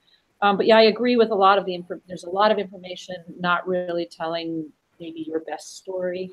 Again, I think this is just more the nature of the studio, but we've now seen two, I would say, overbuilt, overstructured buildings that could be made out of, to use a kind of old school term, they could be made out of sticks, you know. And these are, you're building buildings that look like high rises. You're learning a lot, but just, so don't change anything, but just know that you could have done this with a lot less, and maybe your professors can speak to you about that some other time. Don't change anything. Just, I want you to understand that.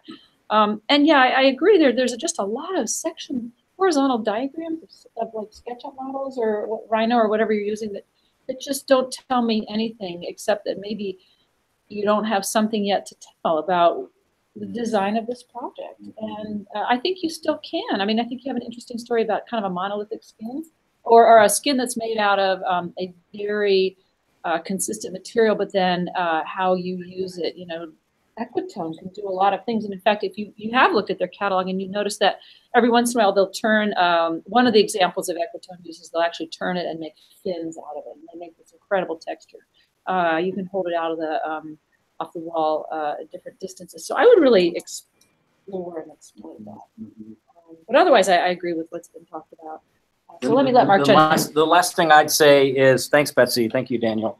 The last thing I'd say is, and we'll talk a little bit more about how to edit and how to make things more concise. I think concision is a really important feature or aspect of a comprehensive studio. So Hung, I'm going to pick on you for a moment. You know, you showed you're sort of dimension happy on those unit plans. I think that's your way, I believe, of showing us that these plans work and that they're ADA compliant, and I appreciate that. That means a lot to me. But to have a door that's dimensioned 3 feet for a bathroom, and then directly opposite that, like not 4 feet away, is the bedroom door, and you've dimensioned that 3 feet. So that's kind of like over the top. We're not, so when you work for me, you're not going to get paid by the dimensions that you have on the floor plans. You're going to get paid for having as few as possible, but they get the most bang out of the buck, because I want you to work on more important things. So I was just picking on you. I think one thing that has really impressed me in this package are your building elevations.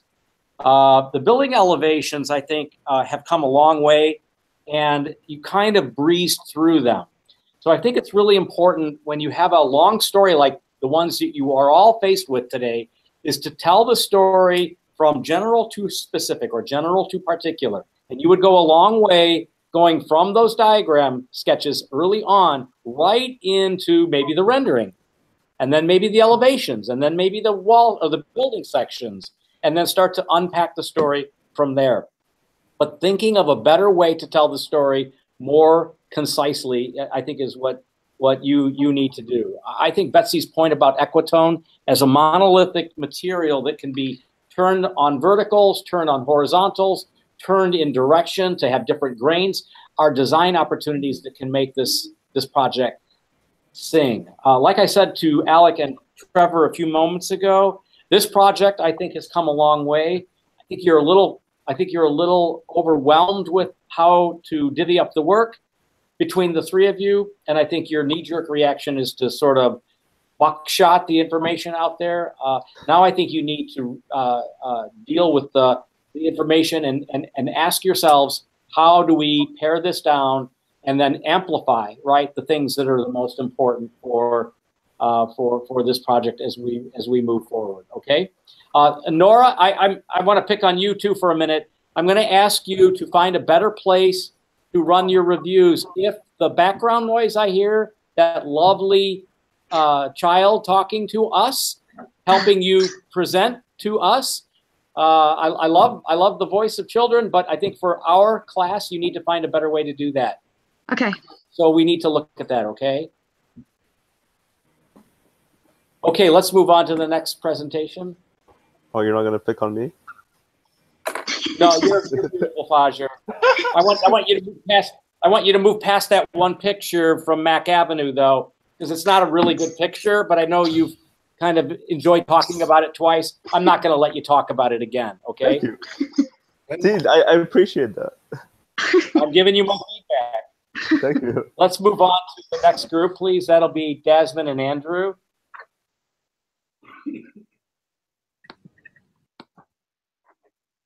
Okay, Desmond, you're up. So I think you have to click on that, Trevor. This is one more after. So is that one more after this one. 7:15. Yeah, we're running way behind. I'm going to try and keep you guys to the time limit. We're running way long on the presentations. They need to be 9 minutes. The last presentation was clearly not scripted, so you need to script your presentations. So Andrew and Desmond, who's presenting so we have the right people up on the screen? I think Desmond's muted, and so is Andrew. Desmond, do you want me to put it on, or do you want to put it on your screen? You want me to? Okay. Yeah. How many screens does she have? 4? She has like 3 screens up. I don't know why she does that. That's like 2 her, that's her. I think she does 1 for drawings. Hello? Yeah, we hear you. Okay, cool. Okay, Andrew. I don't know why they do that. Yeah, I don't when I comment once, it doesn't echo later. Are you Yeah, just ready? pulling it up right now. Thank you.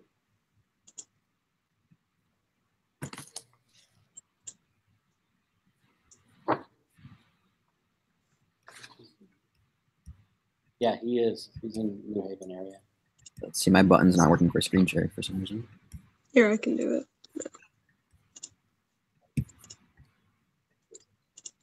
Are you screen sharing? Okay, so Andrew, she has screen shared it. Okay, thanks. Yeah, mine wouldn't work for some reason. So, John, can you click on, but on Desmond so that we can see her work? She's screen sharing now. The second one, the third one. Whichever. There we go. Okay. Your screen. Okay. Okay, this is our project for Benchmark-2, and my name is Andrew Kopek. And I'm Jasmine. So jumping right into this project, of course, we all know the address. It's a proposed 5-floor apartment unit with store frontage and residential units. And just for anyone new joining in this, of course, there's exterior green space, about 50 units, underground parking, attached storefronts, and we're Can I including stop you for a moment? Pardon me, Andrew. We just lost the connection and I had to restart it. Okay. So can I ask you to start over? Sure. From the beginning? Yes. Okay, so this is our Benchmark-2 project. My name is Andrew. And I'm Jasmine. And of course, we all know the address from previous projects on the next slide, and that this is a proposed 5-floor apartment with store frontage. And going over the basic layout of this, in case you don't know, there's exterior green space, about 50 units, underground parking, attached storefronts, and we're including a fitness center as well. Okay, so here's our design proposal. Here's where the locations are. And then for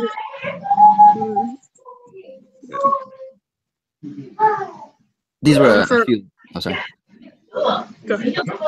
These were a few of the shapes we were originally looking into and doing. One of them was the L shape, one was the O shape, and one was the U shape. U shape didn't really maximize space for the parking since that ramp downward would take away from so much of that left part of the U. The O shape, same situation, and also didn't provide that outdoor space that we wanted to. So we went with the L shape, which provides the storefronts, some green space in the back, and also ample room for the parking garage going down to the basement. And this is what that L shape looks like. And then this is a little study about how the lighting affects the orientation of our site, as well as the benchmark comparison for the bioclimatic study.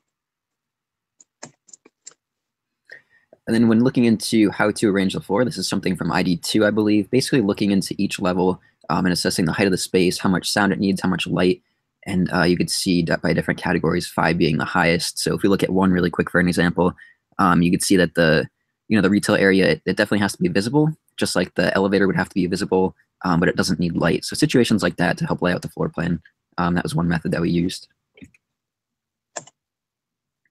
And here's some unit renderings. Wait. Nope, structure first. Okay, so we're starting out with the guidelines that we followed for the parking structure. So this is our parking layout. You've got 43 spaces below and then 7 above. This also can show a little bit of what our structural system looks like with the columns in place. And then we're going into the structural system. So we're using the Delta Beam Slim Floor structure for it. We've got beams and columns laid out with the grid system. And then here is a cross section of the building. just the overall view. And you can see what's that on the plan up in the corner. And on this next slide, we go a little closer to list the materials and kind of how they're put together within the structure. And then here's some elevations of the building, showing the glazing and material. And then we've got the code compliances for all the calculations for how everything works together throughout the building. We've got the surface volume ratio, egress, occupant load, and then the classification. Then we have our enclosure system. This is just a layout of the roof. The window and wall system ratio. And as far as yeah, go ahead. Okay. As far as exterior wall, we were proposing something that's the exterior load-bearing wall just about all the way around, which provides the proper shear walls and durability, just like the old buildings that are down there. You can see lasting all the way into today's age. So it's basically a cement-filled CMU unit. You could see the insulation, continuous insulation actually, on the outside and then faced with brick.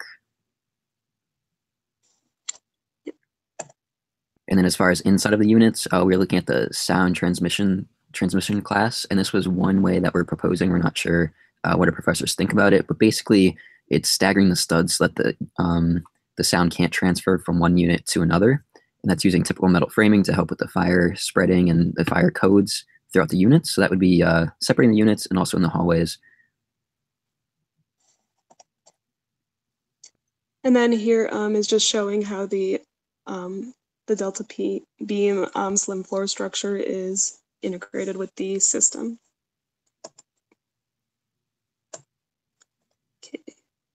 So here's an overall layout of what a typical residential floor looks like. We've got 10 one-bedroom units, 4 of the 2 bedrooms, and then we've got, actually that's written wrong, it's not 56 units per floor, it's 56 total, so 14 for each floor. And then here's a typical room layout with the HVAC ducts showing. This is for the 1-bedroom unit. And then here we've got a 2-bedroom design. And the HVAC types. More info on the, go ahead, Andrew. Oh, sorry. The HVAC unit that we chose, again, is the Magic Pack, which, of course, you can see it mounts on the exterior wall, just about flush with the CMU brick that we're putting there, CMU blocks. And then there's that vent that spreads it to the exterior. So that's what we're proposing. That's in the closet shown on the floor plan that you just saw.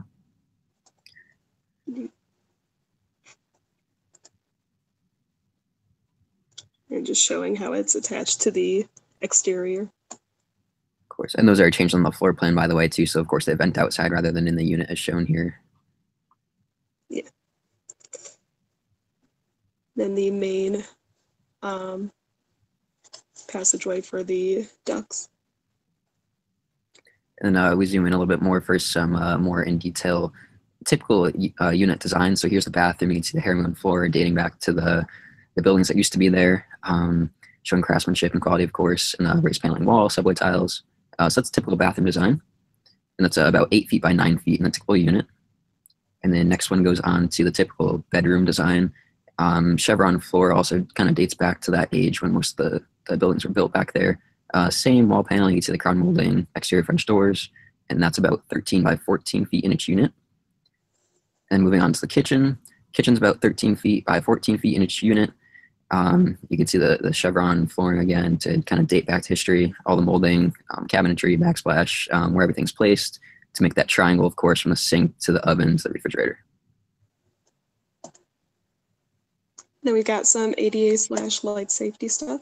So this is showing where the egress stairs are located, where main elevators and hallways, so to show the easy access, as well as code compliant pathways for ADA and fire safety. And in the units, it shows that there's the ADA circles in the entryway and bathrooms, and there's a large amount of space in the kitchen for servicing. We got the fire safety. We need to go over this one a little bit more, but it's just showing kind of how many sprinklers we'll need total for the system. And that's it.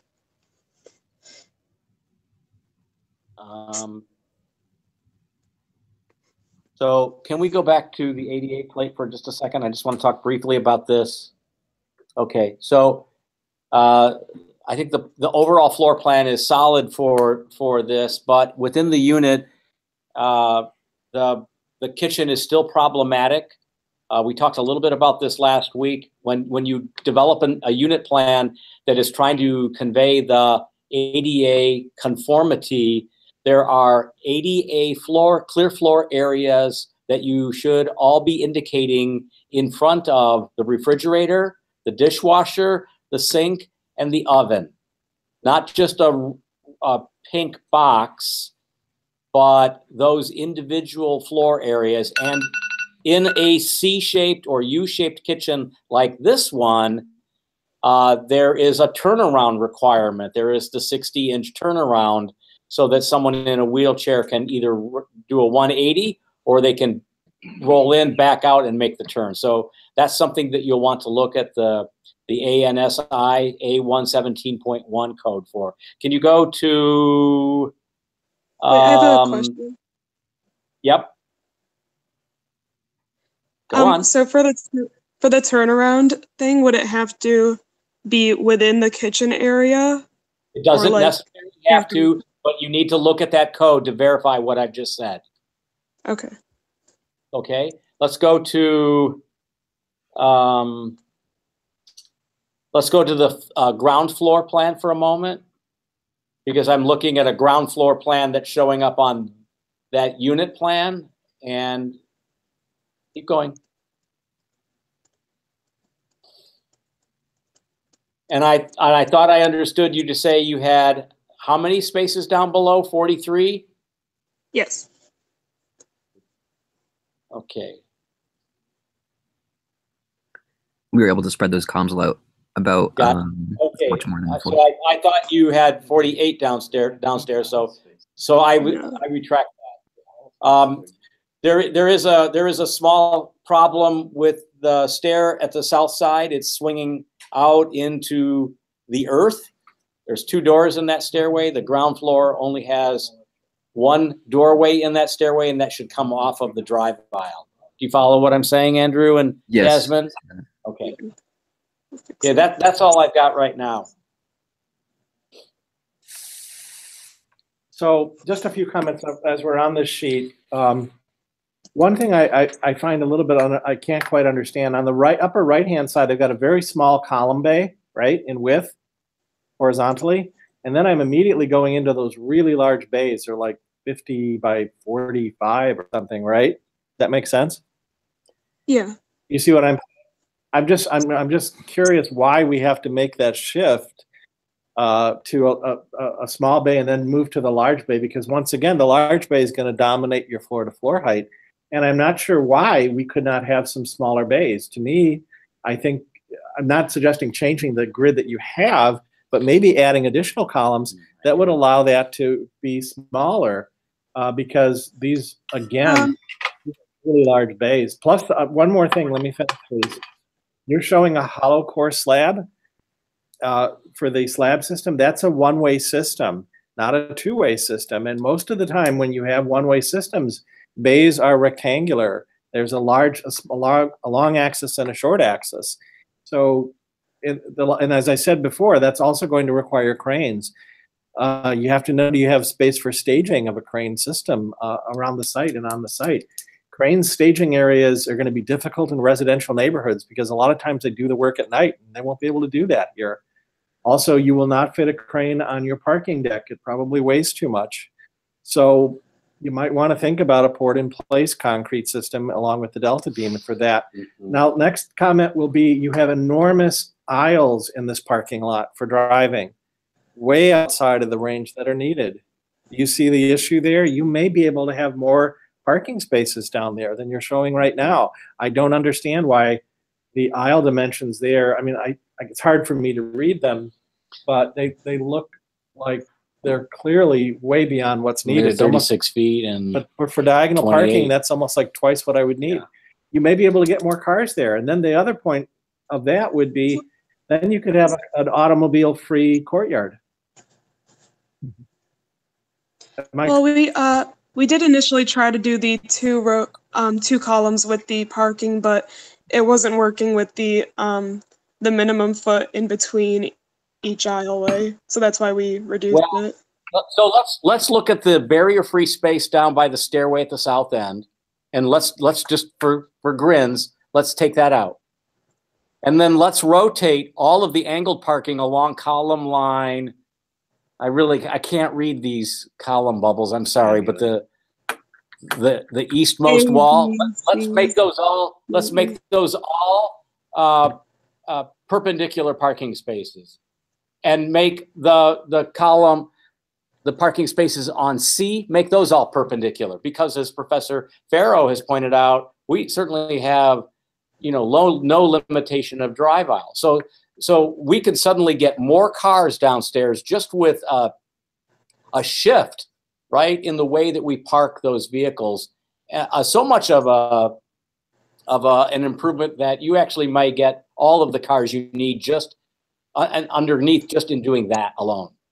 So I think another overlay with tracing paper, because you're dealing with an old faculty member who uses tracing paper, do an overlay testing what I just said, just like in the kitchen plan that I just told you. Do an overlay based on what you've drawn, and I think you'll be really close. Okay. You could do perpendicular parking along column 1. You did it left of the elevators. Don't know why you didn't think of doing it along the ones right of the elevator. You could get 2 more cars in there just doing that, you guys. So I want you to think column over here. Think of me as a crabby old man who's driving your costs down so much that he's trying to pick value right out of the project wherever she or he can. And if you get used to hearing that out of me, then you'll be prepared to hear it when you meet my friend Steve. That was for you, Betsy. So on the lower right-hand side, there's a column that's not the outer edge one, but just above the outer edge one on the lower right side. Does everybody see that column line? Lower right-hand side, not the one along the outer wall horizontally, but just above the outer wall horizontally. Can you move your cursor down? Yes. Can you tell me what happens when that passes through the stairs? When the beam passes through the stairs? Because right now it looks like the stairs cannot go through that. You understand? They have to header it off. They have a column. Unless the wall around the stairs is going to have a column and bear that load, we cannot pass a beam through the stairs, right? There's no clearance there. Does that make sense? Yeah, I think we were thinking the staircase would be load bearing itself, and then it would pick up at that wall. Guys, your structure plan has to tell us that, okay? Again, then I get back to the same point of, is there other ways to reduce some of these spans? But okay, nonetheless, moving on, I would say the HVAC system, there's still some problems in areas. For example, I only see one sort of duct. And that is I don't know if it's a supply or return, but I don't see multiple ducts in this. There should be a notion of a supply or return, and where a register would fall, for example, would be useful to know. So keep that in mind. Also, that edge unit that you have will be vented outside, right? So when we look at elevations, there's going to have to be some sort of a louver or a vent system. And the plan should indicate that that penetration, right? And since you're doing a brick wall, that's going to require some sort of lintel, so the brick wall is going to have an impact on that. And I guess I go back to the point about the envelope being brick and CMU. I think to echo the comment we heard earlier about being over-designed, this is really a heavy system. And it's a much thicker wall. It's going to add a lot of weight to the structure on the perimeter girders because of that. and I'm not sure it's needed for fire rating purposes, and I don't think it's going to help you with envelope and insulation, to be frank. What is that? It's a CMU with a brick Oh, that. cavity. It's just, I mean, I think Professor Farlow suggested to you earlier, if you wanted to choose that choice, to keep it only on the first floor, but not to go further than that. So I'm not sure why we're still seeing this. In the HVAC system area, please describe the whole system. You were given options. So what are all of the options within the system that you have that were given to you, not just for the units, but also for the common areas, and how do they work? In terms of some of those Insight 360 images I see from the energy modeling, are either of you or one of you in the class by Dustin this semester? Yes. Who is? I am. Okay, can you talk to him about what those results indicate? Because none of them are really being annotated yet. You're showing me something, but you're not telling me what it means. You understand what I'm getting at? Correct, that makes sense. Right. And most of the time, you have the ability to make some changes to that, some of the parameters in that software to improve some performance. So that would probably be the next level, right? Okay, so we'll update that. Yeah, I mean, I think you want to know how to do that. I mean, at this, I would suggest trying to talk with him about that. Okay? Okay, sure. Again, some of the information is confusing. The bioclimatic information was not particularly helpful. It was not necessarily in the format that we indicated earlier. And then, of course, bioclimatic material is mixed with code compliance material, and they're not the same thing. They're really different. So you need to make some decisions about how to sort out this information.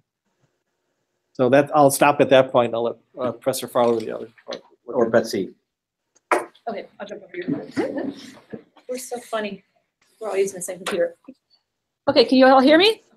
Yes. Okay, well, I don't know. I'm gonna be nicer than your professors, I think. And again, I'm just coming into this fresh, and I don't know any of your histories, but I'm left with kind of a calm sense about your presentation and process and stuff. In terms of what I like to see, at least where you're headed in terms of a comprehensive studio, I feel a sense of balance here. Yeah, maybe you don't have the biometric thing all set, but for everything that you have that's technical, you have a design intention as well. I would say your exterior, you could, same stuff though, that same energy. My goodness, you're using brick. That's the coolest thing ever. There's so much stuff you can do with brick, and Mark can maybe point you to some precedents that you could quickly kind of take on as your own. But back to this kind of sense of balance, I feel like you're kind of trying to keep both balls in the air, and you're doing a pretty good job with that. And I would say that that's a real success.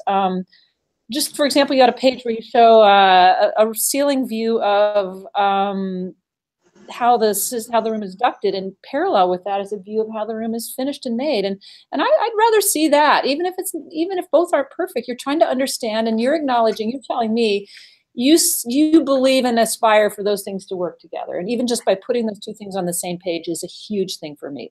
To me, that's what comprehensive studios should be doing. You try to, for every one of those things on the left, you need something on the right. Maybe that becomes your thing, where every time you talk to us about something that's more technical, you have a design idea that goes with it. I would love that. And again, I put in my notes, it was really lovely to see you think about interior design. That's huge in this world of multifamily work. Is it my sense of taste? Maybe not, but I don't care. You know, you're after it, and you're chasing it down. And maybe there's a little bit of a sense of a couple authors here, and maybe you guys need to come together on kind of a traditional style that's kind of modernized or something. There's some beautiful ways to do that. So kind of get your heads together on that. That'd be lovely. But I'm left with a very kind of hopeful sense about this in terms of what a comprehensive studio wants and maybe aspires to be.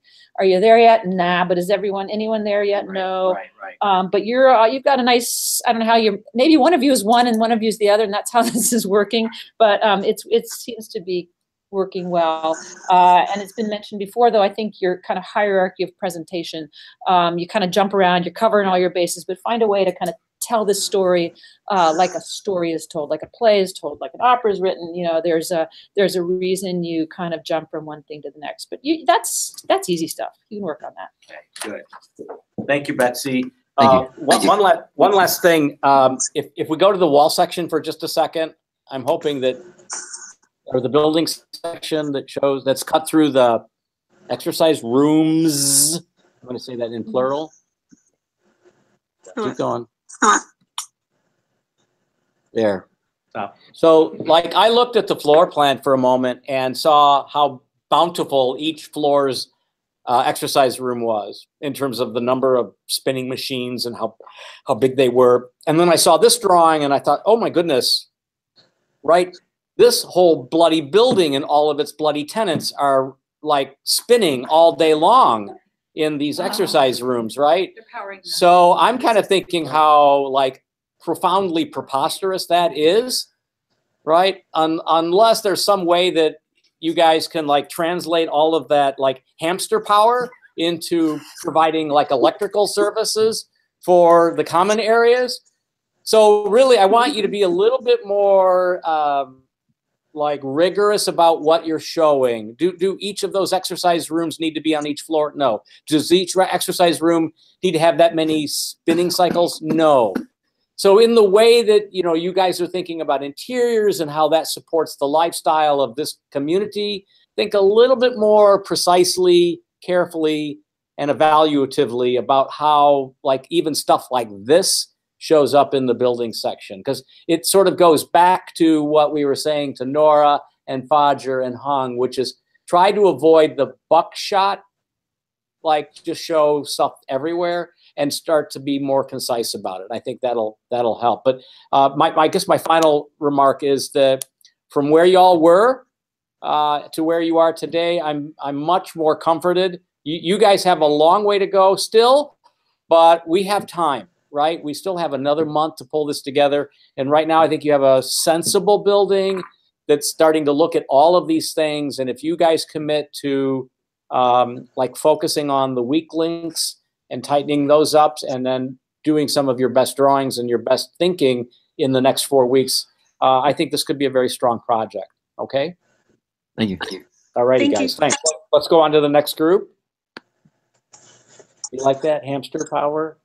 Right? Well, we're talking about Black Mirror, if anyone watches that.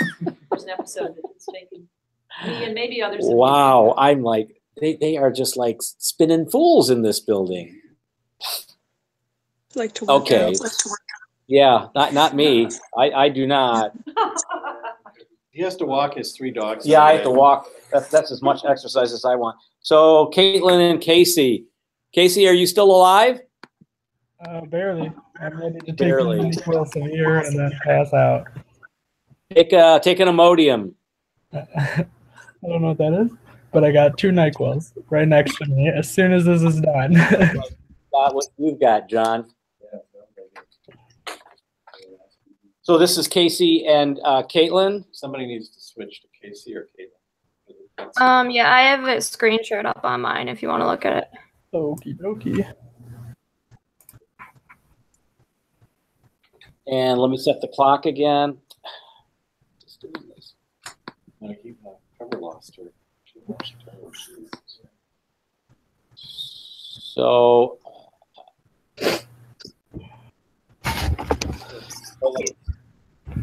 we're ready when you're ready, guys. Okay. So, my name is Casey. I'm Caitlin. Trying to go to the next slide. Yeah. So how we started was we mapped out the site property lines, and then we had a series of restrictions and ideas going forward in order to create our building footprint. So the first thing we did was in the red diagram on the top was the setbacks, and then I added the street edges and garage entrances, and then the site green space that we wanted to add. And then in the bottom left, I synthesized all those into one diagram so that on the right, you can see that the black spot is our building footprint that we decided to come up with. And so this is that massing in its context. And from that, we did a series of sun path studies in which we wanted to see when the sun hit the east facade and that courtyard. So these are all the summer solstices and the equinoxes. And then when each facade is being activated by the sunlight. And then we did a series of programmatic diagrams to illustrate our idea how we were going to construct the building. And so the yellow is residential units, which is the top 4 floors. The blue is the maintenance areas. Green is retail. And then there's horizontal circulation in orange and vertical circulation in the red. And then the next few slides are elevations. So looking back at that last one, actually, it was what I was focusing on was the window to wall ratio. And so what I did in the elevations was try to maximize as much window space as possible. So we used large windows and sliding glass doors, and then also storefront glass on John R. and on Alfred.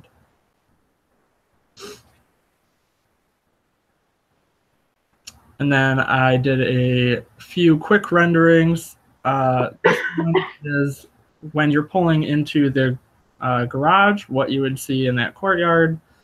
Obviously, this is a little quick one. But yeah, and then the next one is walking into the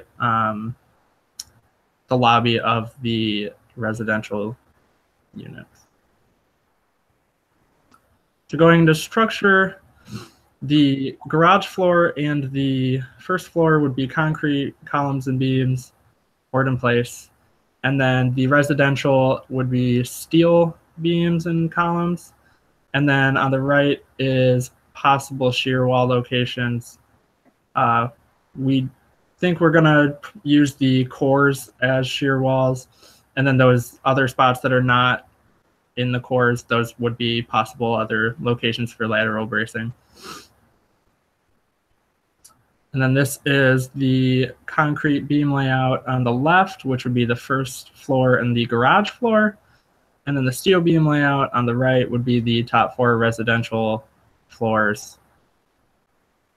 And then here is a little slide on safety and fire suppression. And so on the left, you see we have how we construct the units and what type of fire separation needs to be between units and corridors and units and unit and the unit and the roof. And next slide would be all the occupant loads for all the different uses that we have throughout the building, and then also a path of egress on the right with also, I indicated the dead ends, so there's 2, and they both are under 50 feet. And then we can go into the floors. So this garage floor has 48 spaces actually, one of them being compact, and then there's 3 ADA spaces on the ground level. And here we are on the ground level with the 3 ADA spaces as mentioned prior. And then how we wanted to lay this out was retail on John R. because of its traffic flow. And then we wanted all the maintenance, the generators, all that stuff, all to be closer to the alley for easy access for maintenance. And then everything that had to do with like the front of house residential is on Alfred, which would include the leasing office, a conference room, and that has glass facades so you can see inside, and then also the lobby, mailroom, and package room. Okay, so here's sorry. Here's showing the typical 1-bedroom floor plan and the typical studio floor plan. And then this is showing the ADA requirements. So there's that 30 by 40 clearance space in front of all of the appliances in the kitchen, as well as the space on 3 sides of the bed and the turning radius needed. This is the 2-bedroom floor layout. And then we go into the floor plans. So level 2 and 4 are gonna have the laundry as well as the dog wash and telephone rooms, electrical, and they each have 13 rooms. Level 3 and 5 have the gyms on it, and with 12 units each.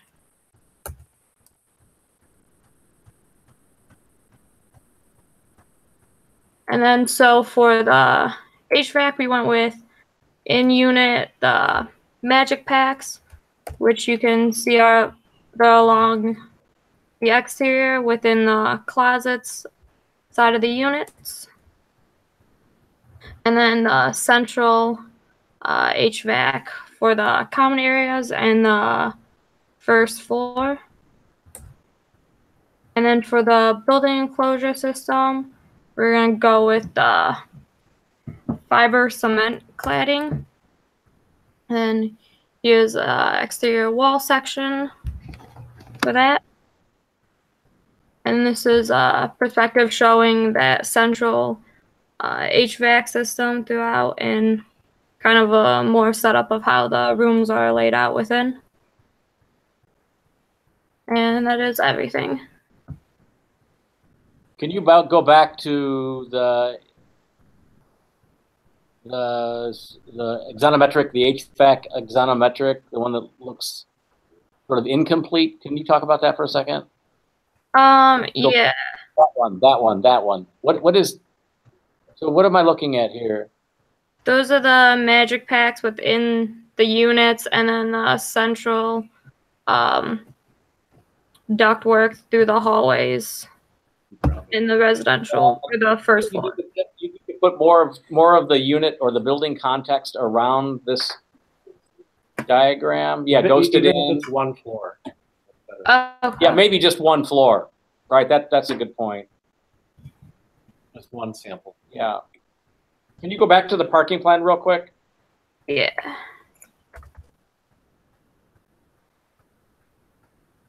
Faster. Nicely timed, by the way.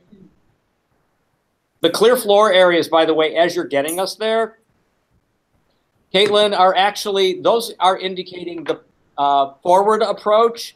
You're permitted to do parallel approach, and that's what I would show in front of all of the appliances, including the fridge and the cooktop and the sink. You don't have all of them indicated, but I think all of them can change to parallel approach. The drive aisles, you guys, should be 20 feet, 0 inches minimum. I don't think that's a problem because I think you've got some fluff at column line C and E and G to borrow from. So those parking spaces can go closer together in order for you to get that value. Yeah, that's right. There are 2 columns that are very close together. Right.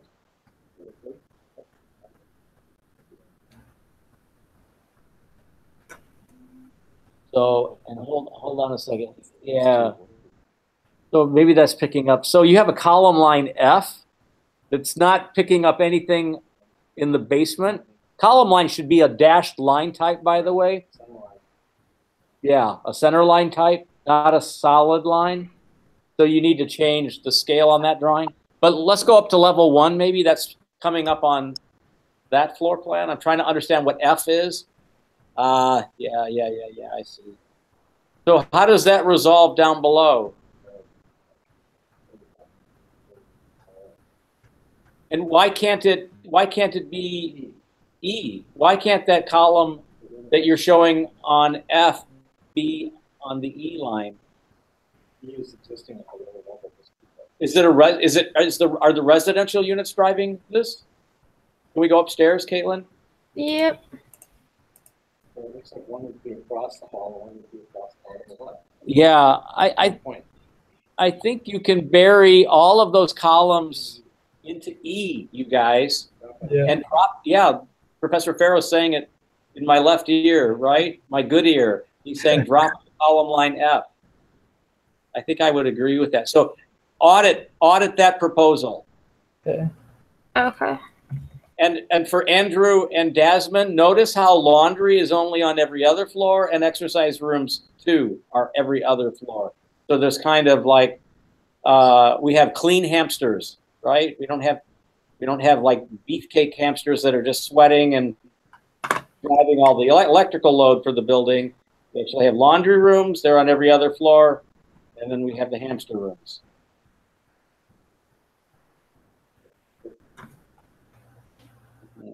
We go to the ground floor. Oh, I'm going. Sorry. So one of the things I have not spoken about tonight, but since Peter Osler was in the room, I feel like I'm obliged to talk about this. So that stippled area, the non-building space that fills up the rest of the site when you discount the parking field on the ground floor and the ramp. And I'm saying this to you all, but I'm saying it to everyone. I'd like to make sure that you all have an agenda, a design agenda moving forward for the next month to design that ground plane, right? So that there's got to be some consideration evidenced by you all to create a microclimate there that has outdoor plantings, seating, a fire pit, a sand area, whatever you all want to do. But it's not clear to me that it's grass. And is it grass? Why is it just grass? Who's going to mow that? So think about this ground plane in a much more sort of specific way. This is, I think for me, it's a pretty solid project. This has always been kind of just this sort of nice gradual evolution for you guys. I think you're sort of firing on all cylinders. There's still some things that I think are a little quirky, like the lobby. We could have ballroom dancing in. So I don't know that lobby needs to be as ample as you've shown it, for example. I think also that doorway into the stairway at the west end is okay, but then you've also got a stairway. You've also got a door going out of that stairway. That stairway is going to the lower level. So what you're showing doesn't work right, for example. Yep. And the other stairway at the southeast corner does not exit to the street or the alley. So that needs to happen. And by the way, while I'm looking at Trevor and Alec, your west stair also exits onto someone else's property. So you have to revisit the door, unless there's a pathway that goes out to the street on the property. So you need to indicate that on the ground floor. What, us? That's additional. No. Trevor? Okay. Yeah. So you need a door leaving the stair at the southeast corner, going out to the public way. You follow what I'm saying? Yep. If I'm coming from upstairs in a fire scenario, I need to go out to the alley or out to the street. Mm-hmm. So maybe that hallway, maybe that stair just gets bigger down below. And I'll walk through this with you on Tuesday night, and you penetrate through the outside wall where column line G is. Okay. But the other option is to exit straight out to the alley. Yep. Because right now I'm trapped there.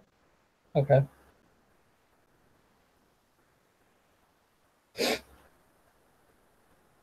Go ahead, Dan. Okay. So, again, a couple of things I would point out. I'll defer to Professor Farlow, but that entry on the upper left, you have a huge lobby, but when I first come in through the vestibule, I'm cramped with what looks like a 6-foot hallway space. What is the space exactly opposite the lobby, by the way? Opposite of? By B. On Alfred? By B2, what is that, leasing office? Conference room? What is that space? On Alfred is a leasing office and conference room, yeah.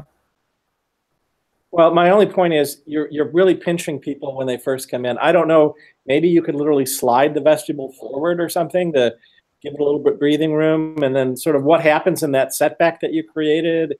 Is that going to be a nice place, environment to be in, or is it going to be where the wads of paper collect when the wind blows down the street? And we don't really know yet how you're developing that. So I think it needs to be thought about, and I think also to reduce the sort of constriction at the entry when you first arrive.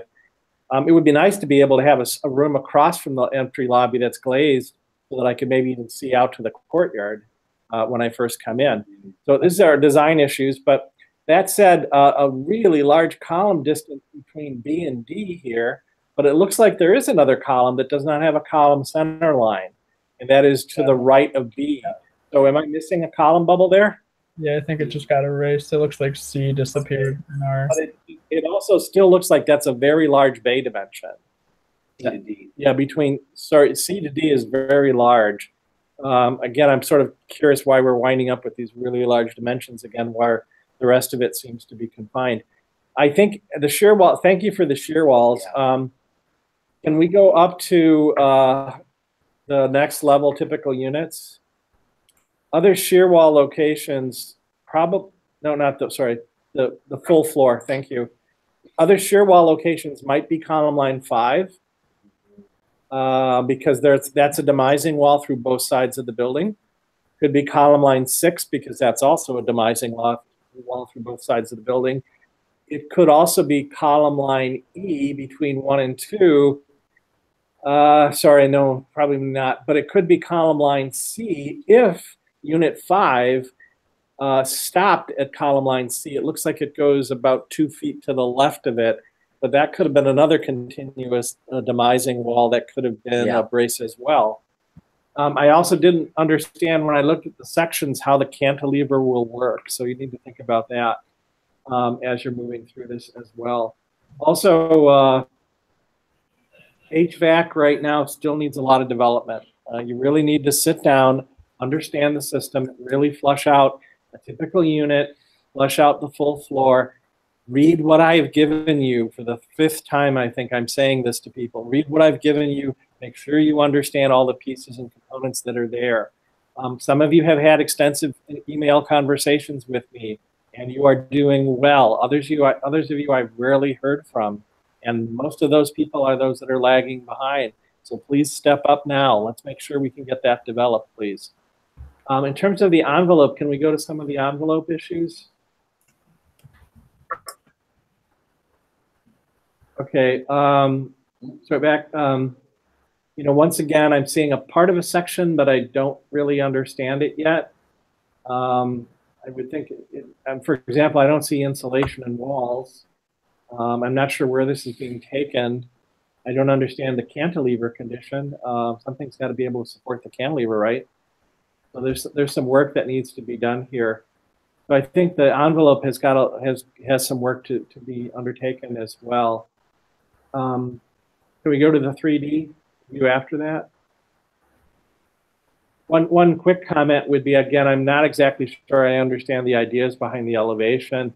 I think Professor Farlow could weigh in on this, and I think we've talked about it, using things like standard Revit balconies and balustrades. You have a design opportunity to create the condition that you want, and I would exercise that.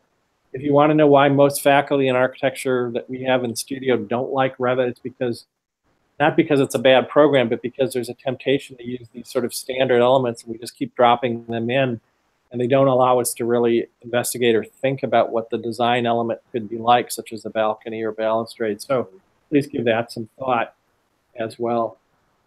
I didn't understand the intent behind as much glass as possible. There must be a limit to that, right? Like, do you want to reach the ASHRAE recommendations for 40% glazing or not? Yeah. I noticed there's no glazing on some of the end walls. I wondered why not, when you have corner units, right? And if there's not a building immediately abutting you, you might want to take advantage of daylight on those end walls. That makes sense? Yep. I know Professor Farlow has talked about, when you have 2-bedroom unit, for example, get some more daylighting in there. Right. So that would be another consideration. Certainly there is quite a bit more of the HVAC work that needs to be developed and envelope work. And again, some questions about that would look like some fairly large bays that were falling out in structure, and exactly, is there a way that I don't want to change the major structure, but maybe we could drop in another column line. It would be easy enough to do. So I'll stop at that point. Okay. Yeah, I'll jump in real quick. Yeah, I feel similarly as I did the other presentation, maybe not quite as strong in terms of a balance between the two heads of this crazy studio, which is the kind of technology side and the design side. But I do think you're working in a good balance as well. I think your diagrams and things are just very clear. They have a lot of intentionality. You seem to want to draw with purpose and not give us a bunch of extra stuff just to meet requirements. But a lot of things have been covered already. I would just say, for fun and to make this project better, I think you guys have now the opportunity, and it's been just talked about, I think you really could delve into that skin more. I would not use fiber cement. I think the group that's using Equitone, I'd say go for it. Equitone is beautiful. That's the only fiber cement I would use. But you guys should just do something else. I think you guys should go to fiber reinforced concrete, which is different than fiber cement. And it's not too late to do that. It's also a rain screen, just a little thicker. But I think for you guys, because you've got a very plain building, the fiber reinforced concrete products have just, you can have one color and it can have 3 different textures, for example. And then you decide, how you're going to arrange and joint those pieces and parts. You could look at Tactile, TAKTL, or Ryder. If you go on either of those websites, you'll say, aha, I get it. Tactile's good. Go there, and you'll be super excited, and you'll have a lot of fun, and that'll help you really make this choose Mark's words sing, because you have to decide where every joint is and what textures you're choosing, and once you do that, you really have a design. So think about that. I love the orange windows. That's it. Okay, good. So, and to build on the last point that Betsy was just making, if you look at that little tiny, like 4-story mixed-use building in Minnesota by David Salmela, it's a black and white cube, so it uses black and white as the only colors, right? And it does it, So, anyways, we'll look at that on Tuesday. But I just love I love the potential of this project. I love how reductive and simple this is. I love how reductive and simple your drawings are. They're not all consistently reductive and concise, but of all of the teams that we've talked to today, this is a package that is moving close to a concision that is getting to the point as quickly as we need you to, yet is demonstrating your sort of comprehensive knowledge, which needs to be vast for a building like this. So for me, this is a very attractive presentation. Do I have issues with it? Sure. Are there lots of things that you can still be working on? Well, of course, right? But like I said just a moment ago to Desmond and Andrew, you guys are in a good position to iron out those wrinkles between now and the end of the semester. So we'll talk a little bit more about the ways that you can accomplish those ironouts in my feedback to you that you'll get on Sunday, and we'll talk on Tuesday next in maybe more detail. So I feel like that this is a team that appears to be working collaboratively. This is a team that's working, I think, effectively in the division of tasks. This is a team committed to concision. And I think for you guys, this is working for you. So let's just keep going. Thank you. Okay, so you're welcome. So let me, yeah, go ahead, Dan. Can we go to plan a typical unit for a minute, the typical unit level for a minute? Yeah. Okay. All right, thanks. I think there's some interesting things going on. It looks like in some cases on B2 and A1, there was like a floor level that gets entered, and now it looks like it's dropped out at level 2. Am I right? You mean from? Can you say it upper one more? left corner, upper left corner. Yeah. Yeah, I think it's interesting. I think that's an interesting outdoor space, and I think it needs to be thought about where it's, what level it's on, and why it's there. For example, you know, there's. I noticed there's a laundry on this level. I'm assuming that then it switches over to being a exercise room on the next, right? It does. You made good use of the core area. Unfortunately, the laundry and exercise room will have a very small window, but maybe you can't do everything. However, I would ask the question of, you see along column line 4 and C, right? Look at that intersection.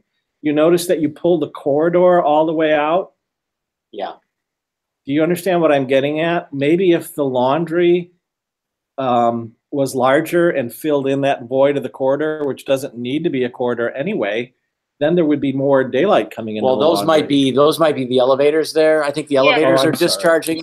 That's the So- the opening for the elevator. So that actually may be all glass there, for example. Yeah, negate that. Sorry. But like, so the fact that he thought that that was maybe like a room is indicative of how sort of misleading some of the points are on the drawings. Like the stairs don't have doors in them, and the elevators are just the volume. They aren't showing the cabs. There's something wrong with your Revit drawing because there's ghosts showing up. So I still see the vestibule along the upper left-hand side. You watch what you're showing here. You see in that Revit. you're showing the doors from down below. Yeah, it's not, in this plan. And the same thing on column 2. Same thing along column line 6 and 8 along C. There's things that are cropping up that shouldn't be there. One other quick suggestion would be what I would call push-pull. That would mean like a balcony, you could either pull or recess something. So for example, along the stairs on the lower right, there looks like there's a room back there. Is that right? Behind the stairs on the lower right. The section below. Yes, Near the section. What is that room? There's the trash is that? room and then the vertical HVAC. Okay, so that's an HVAC or mechanical, right? Yep. Okay, but you know, maybe in terms of the building volume, that wall could be pushed back a bit. Does that make sense? Then you could be able to develop a little bit of volume shift. I think the same. I think the whole corner on the upper left is interesting because it's got a floor and then it doesn't have a floor. I think that could be molded or shaped into some interesting outdoor spaces to be on. What's the view if I was in that upper left-hand quadrant? What would I be looking at? A1, B2 quadrant. What would I be looking at if I was up there? The historic house to the west.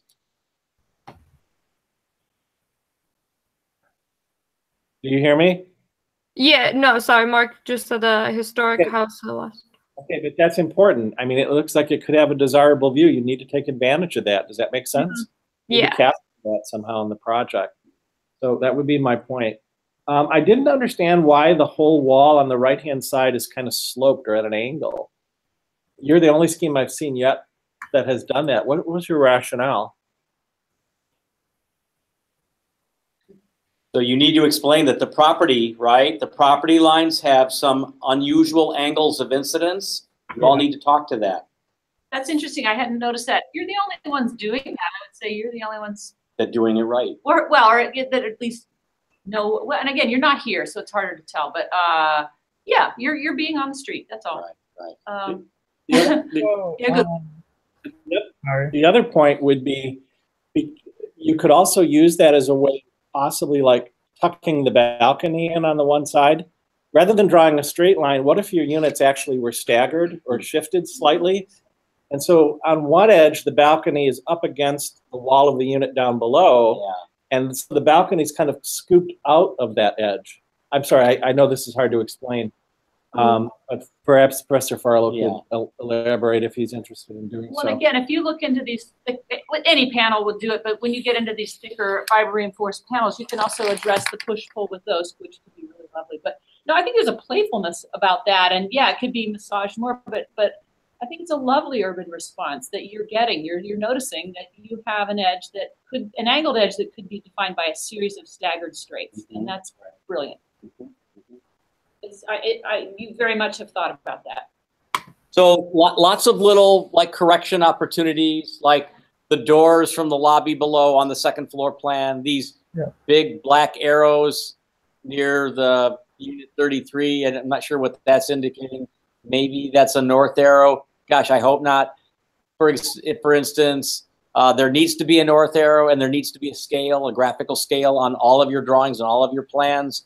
So there's some cleanup, right? There's doors that need to happen in the stairways. There's rooms that need to be identified.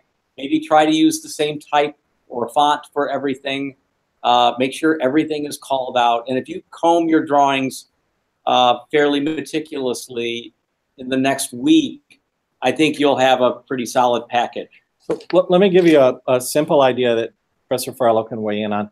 What if that upper left quadrant, A1 and B2, right? Where you either have sort of like an outdoor walk area, right? Or you have nothing, correct? What if a couple of those floors, you actually put the exercise room in there with a huge glass wall that looked outward to that historic building?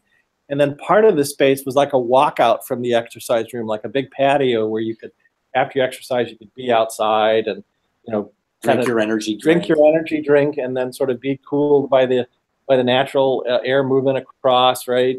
Kind of get cooled. I think that would be a much better solution than trying to substitute the gym in the laundry, which is so cramped for daylight. It's not going to be a space that maybe people would take advantage of. Are you talking about filling in the upper left? Thank you. Yeah. That would be nice for the exercise room, but I think urbanistically, you've done a really, really important thing, and that is, again, it's as if you're here. But the historic building to the west.